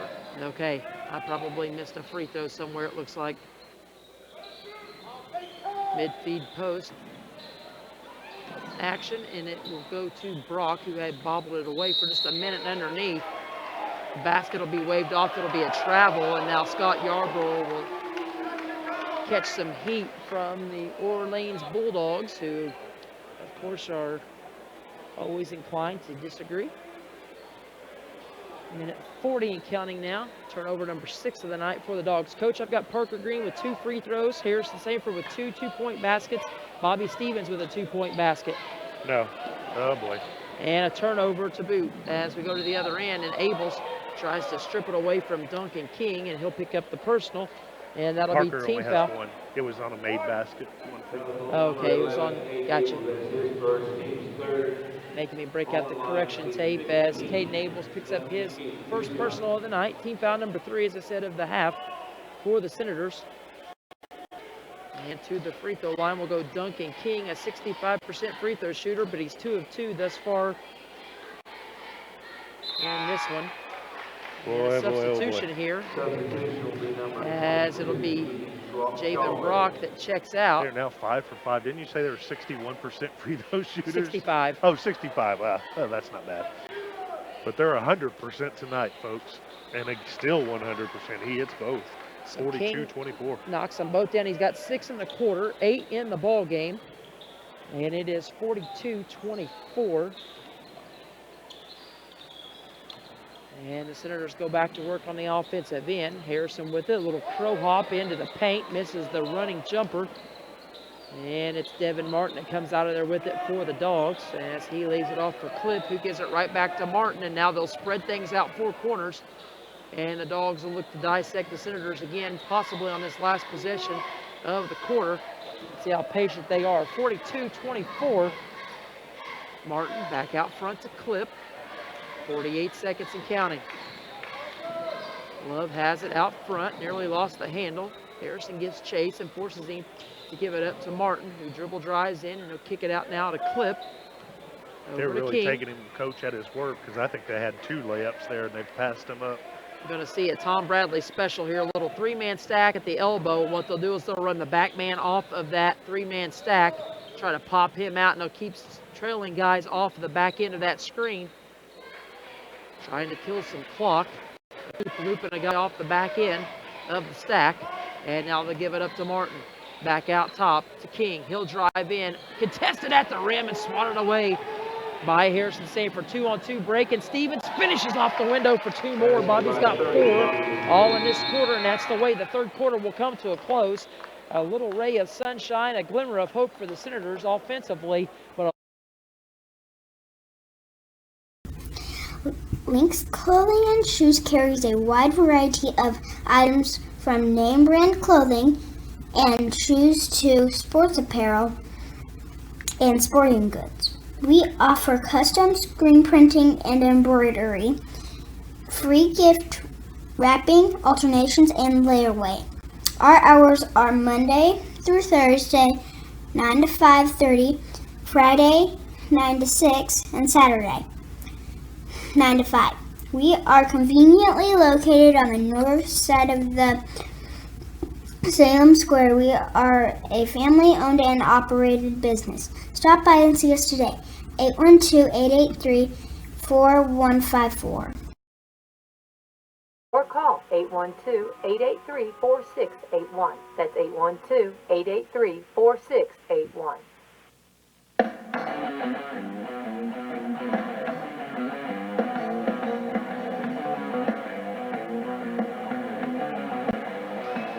oh, Jimmy Strange, how about this for a quarter break? Brings the crowd to their feet as he banks home the first Harrison hoop shoot. No one had hit it all year. The jackpot was able to swell to 1,000 smackers, and Jimmy Strange on senior night bangs it home from half court off the window for $1,000 in his pocket, thanks to First Harrison Bank for their contributions and their support all season long here for the First Harrison hoop shoot. Jimmy Strange with the banked in half court shot, $1,000 in his pocket. And again, one more time, thanks to First Harrison Bank for sponsoring the hoop shoot all season long. Starting the fourth quarter of action, Senators a long way to go in this one. 42-26, 8 minutes to go, and the Dogs have it out of the quarter break. How about that, Coach? That was I think nice. supper's on Jimmy. Yeah, that's like I said. We need some of that shooting, considering we're 1 of 6. Jimmy Strange is 1 of 1. Hey, money ball, and the bank, no pun intended, open. It was open. I guess maybe intended a little bit. It is the First Harrison Bank hoop shoot. Parker, there we bang, go. 3, got it to go, inspired by Jimmy Strange. And the big half-court shot. Parker knocks down the triple, his first from downtown of the night. Makes it now 42-29. Senators not going away quietly here to start the fourth. Got the big basket on the leak out by Bobby in transition to end the quarter. So that's going to start on the defensive end. You know, Coach Bradley will make sure they take some time off the clock before they get real interested, unless it's a layup. And the Senators back to work now on the court, man-to-man. I cannot believe Jimmy Strange just banked that in, Coach. Crazy. 1,000 big ones. Nice move into paint by the big man, Javen Brock from the high post, takes it to the rack for 2. He's now got 8 on the night. Coach, what would you have done with $1,000? 1,000. Well, before I thought I was going to have to get me some new contacts, but then we found that thing. This is true as Parker misses the 3 and the rebound comes off to Brock. What do you think? I honestly, knowing me, I don't know what I would do with it. Put it under your pillow for a rainy day? Probably let that thing accrue some interest. Ah, there you go. Down payment on some turf for the football field. There you go, the first foul. Oof. Right there. With a long way to go. How many half-court shots do we have to hit to get that turf? A bunch. More than we care to attempt. 3 ball on the way from the corner. Will not go for Martin. On the boards. But Schaller is going to be whistled for a travel, and now Coach Bradley's going to get in the ear of Paul Arvin. Schaller was double teamed. Thought they was going to have maybe a reach in or a foul. Instead, it's going to be turnover number 7 of the night. And the Dogs with a 15-point advantage, 44-29, trying to hang on here on the road. Dogs uncharacteristically, Coach, 0-5 in the Patoka Lake. Senators 1-4. Senators get into the paint. Parker, wild jumper, will not go. Coach Sullivan thought he got hacked across the arm. 1.5 gone by here in the fourth. I thought he got hacked across the arm, but still, like you said, kind of a wild shot. Not what we needed there. Schaller will take a long jumper right baseline. It will not go. Again, they are Abel's getting work on the boards and then gives up the foul. Got a rebound on the backside. No passes allowed. And by that, I mean you can't say, well, I'm a backside person or I'm a guard. You got to do it. You got to go to work. Going into this quarter, 19-9 rebounding deficit. This quarter, 4. 2 offensively, so 23-9 rebounding deficit. So the Senators pick up their 4th team foul. That'll be the second on Abels. And that will send Griffin Deckard to the line. And the Dogs just absolutely stone-cold killers from the stripe tonight. And as Deckard gets them both, his first points of the night coming here in the 4th quarter of play. They are just 8 like of 8. We are 5 of 10. The Dogs getting it done at the stripe. They extend the lead back to 17 at 46-29. Abels off the curl, nowhere to go with it. They'll take another high screen from Bobby at the elbow. Kicks it cross court now to Sanford, and he'll be whistled for the Texas two-step and a sarcastic round of applause for the Orleans faithful. Off the call, just under 5 minutes to go. Turnover number 9 for the Senators. Just 1 free throw attempt in this second half for the Senators to this juncture. And Arvin across the way gives it to the Dogs, and Love down now to Martin as he works it across against Bobby. Senators have gone into man-to-man scramble mode in this 4th quarter. Love with it on the far side, kicks it back out now to Morgan. Over to Brock. Brock to the cutter to the high post. That was Martin. Kick it back now to Morgan. Right back to Decker. 2-man game on the give and go. And now to Brock, who gets into the paint. And the Senators will give up the foul. This will be team foul number 5 of the half.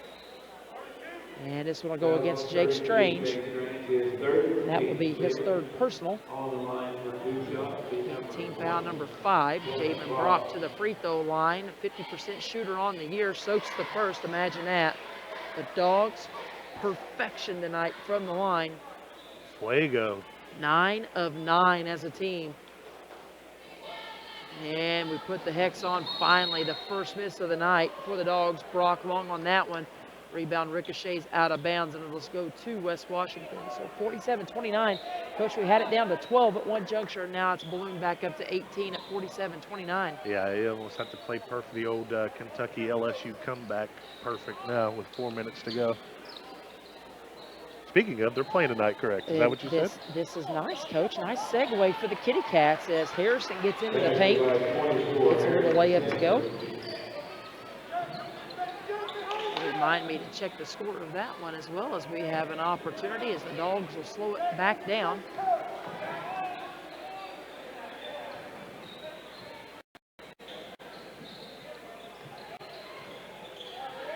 I think this team's definitely going to need a mental and physical reboot, I think, going into the sectionals.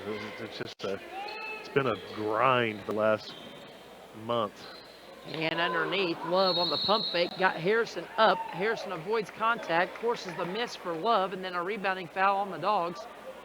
And this one's going to go on John Love after the miss. So his second personal team foul, number 3. So we'll walk to the other end, and the Senators will reset. Coach Bradley says, nope, let's bring the pressure up, put a little token pressure on Abels and Green, as Green nearly loses the handle. Picked up by Love, will give it off to Abels. Now to Sanford. Sanford surveys the damage, misses straight on the pick and roll. Parker now has it, crosses over, out of traffic. And they give it back to Abels, to Harrison, right side, 3:19 and counting. They'll lob it into Jake. He'll kick it back out to Parker. 3 ball. That one off the mark. Jake, offensive rebound, back up, no good. Parker with a one-handed tip, though, off the window. He's got 5 in the quarter, making him now 8 in the half and 12 in the ball game, and a timeout on the floor for Coach Sullivan. And the crew will keep it right here with the 30-second timeout. And remind fans to stick with us as we will bring you our full post-game coverage here from the Ron Smith Court here on senior night.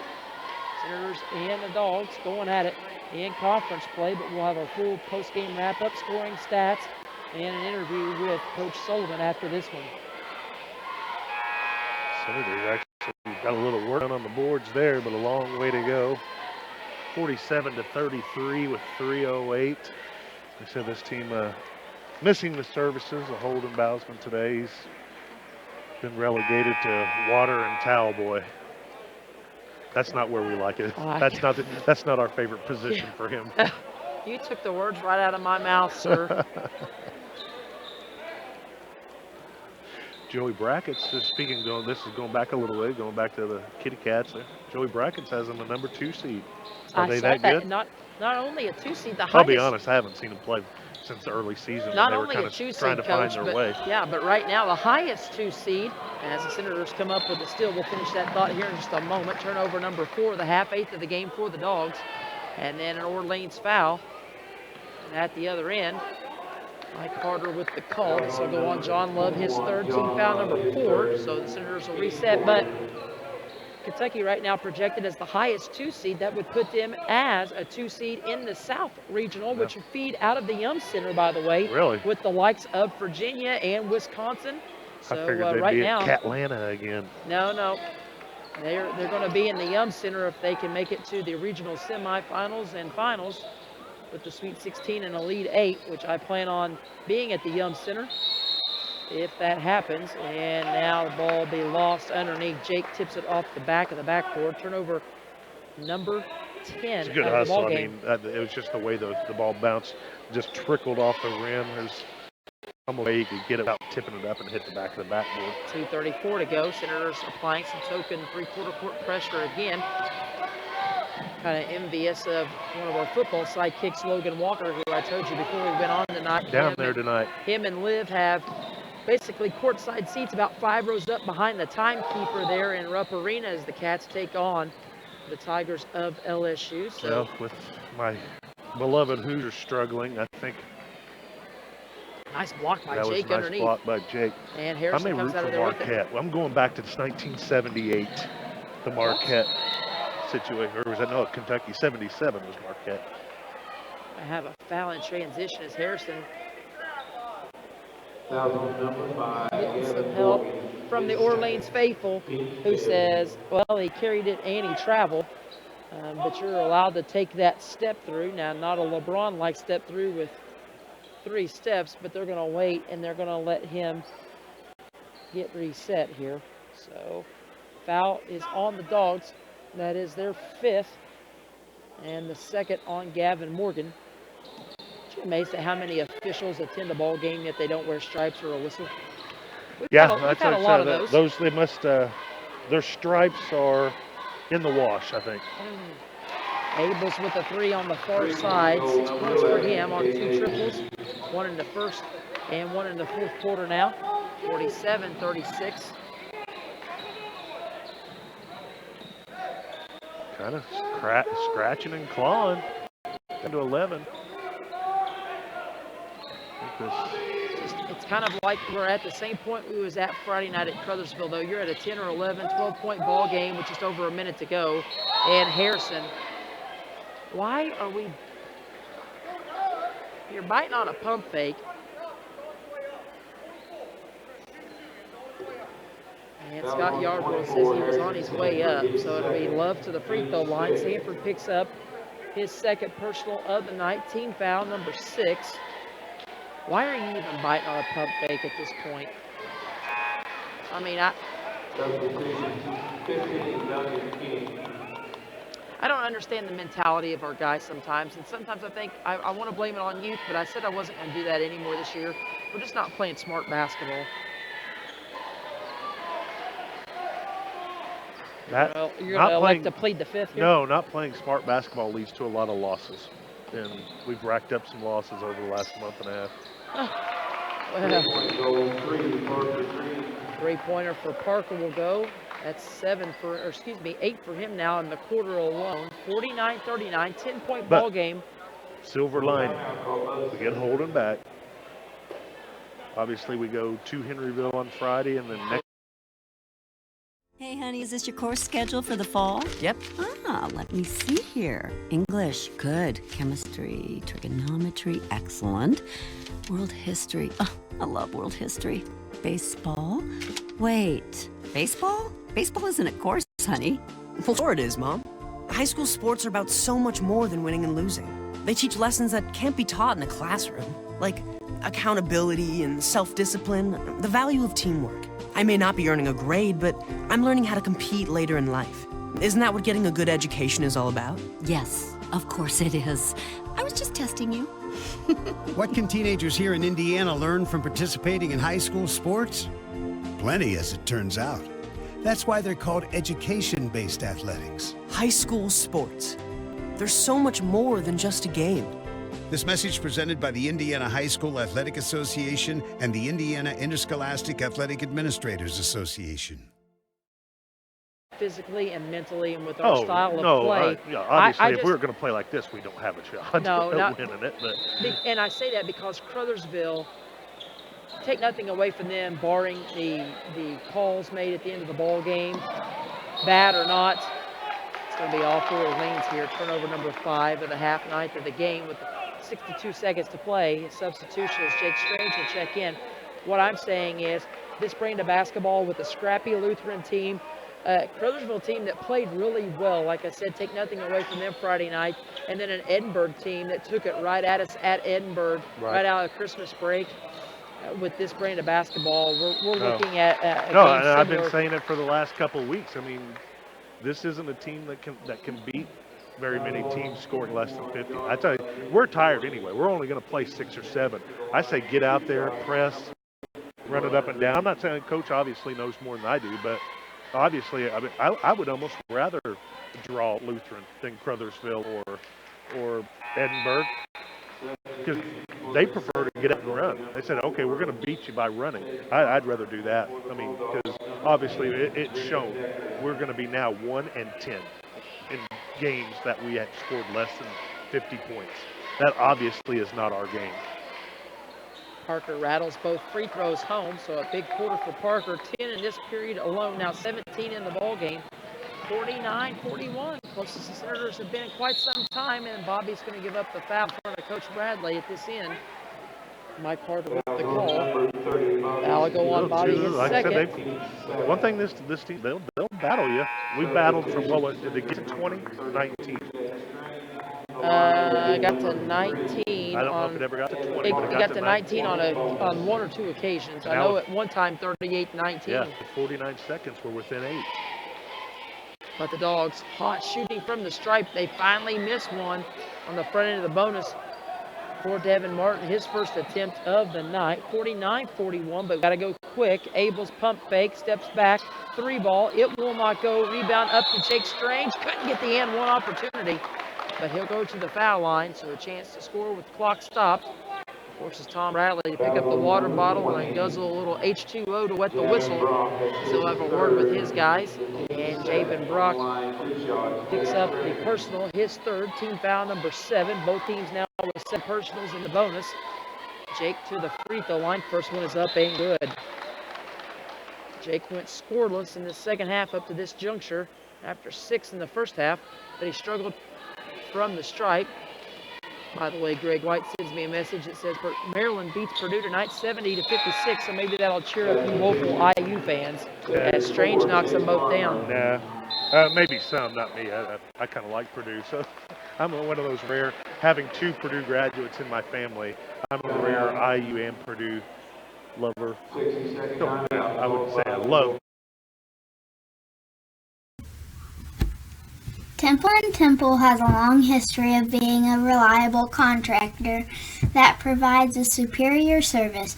Established in 1948, 2 brothers, Walter Temple and Howard Temple, founded this company with a commitment to quality and a knack for doing that which others couldn't.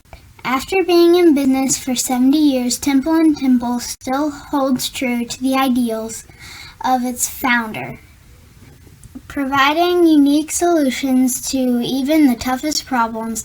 Temple & Temple has found there is no substitute for experience and a tradition of excellent work. Excavating, paving, concrete work, and bridge work are just a few of the categories the company has worked within over the years. No matter what the challenge, Temple & Temple will find the answer for your solution. Second, 11 the third, but now it's kind of up and down and kind of helter-skelter. You know, we've scored 17 points. Maybe that's the kind of brand of basketball maybe we have to play going forward. Senators in some scramble mode. They force the turnover. They got to go quick. 6 turnovers in the half, 10 in the game now for the Dogs. They try to feed it cross court to Farmer. He'll take it in strong, have it blocked away by Brock. And now we'll have a foul on the tie-up. Boy, if he could have got that, we could have got a bucket there. Oh my, then things would have got interesting. 49-43. Foul's going to go on Sanford, his third, I believe. Team foul number 8.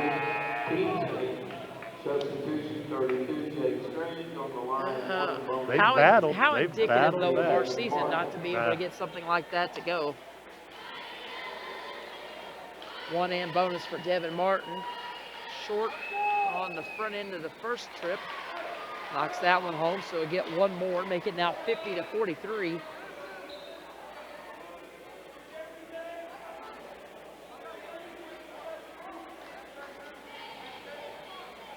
Did we ever figure out who that was? I can't remember who it was. I can see it like it's right in front of me.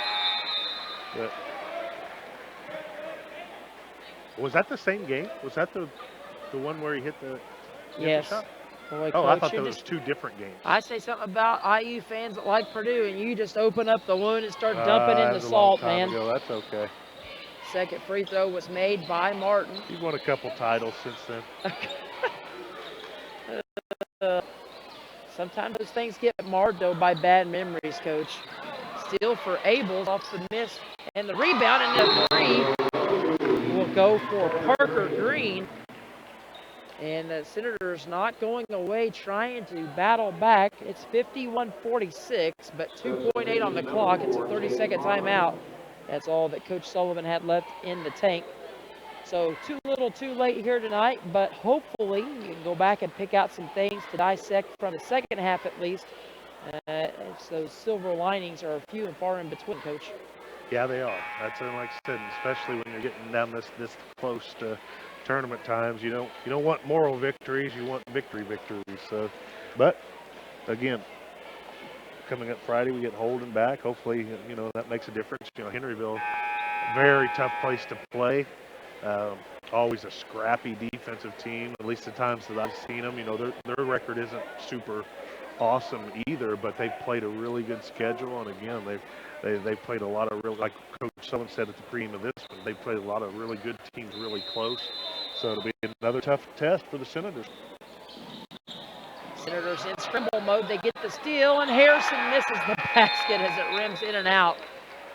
And the Dogs are going to escape here tonight in the friendly confines with a 51-46 win, a 20-point fourth quarter for the Senators. Just not enough as they Shooting clinic, there'll be some good sign-ups over there by the exit of the gymnasium there. And Clyde Combs and Esses, anybody interested, they can sign up for a spot at Jimmy Strange's shooting clinic. Again, Jimmy winning the first Harrison Hoop shoot, the only winner this year. He waited until that jackpot ballooned to $1,000, and he banked it home tonight to cash in. But more importantly, the Senators will have to go back to work. 2 games left now on the road at Henryville Friday night to take on the Hornets, and then at Shoals to take on the Jug Rocks a week from Friday in the season finale, and then they'll come back here for sectional 62 in the friendly confines. The Senators fall short tonight, 51-46 the final. We'll step aside, we'll take a break, and we'll come back to begin our Senator post-game show activities here from Ron Smith Court. Senators fall to the Dogs, who pick up their first win, and both teams will finish at 1-5 in the Patoka Lake. Back with our post-game right after this.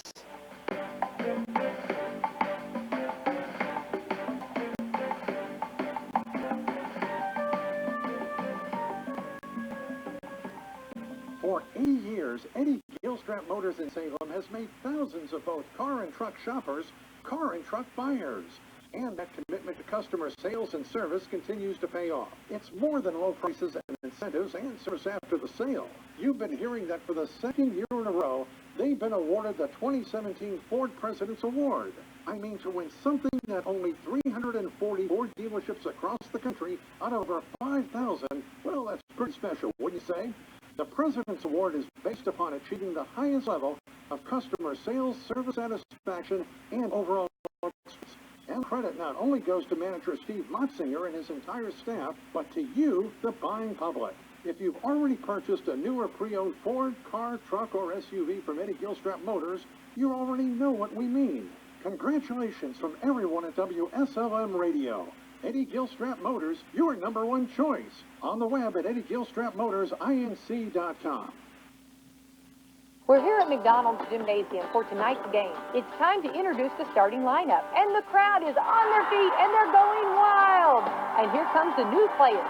We've got the premium quarter pounders coming in tonight, alongside the chicken classic sandwiches. Playing forward tonight, we have got one-of-a-kind McWrap. Guarding your hunger, it looks like we've got McDouble and McChicken coming in. And starting in the center court tonight will be Big Mac. Look on the sidelines, folks. We have Chicken McNuggets cheering tonight alongside those golden delicious fries. Hot and always ready. You'll score points every time you bring the family into Salem McDonald's, right here on Main Street, before or after the game. Don't forget to top off your favorite meal with a cold soft drink, that famous Mickey D sweet tea, or something from their full line of smoothies and McCafe coffee drinks. Order inside from 4 a.m. to 11, or get that one-of-a-kind taste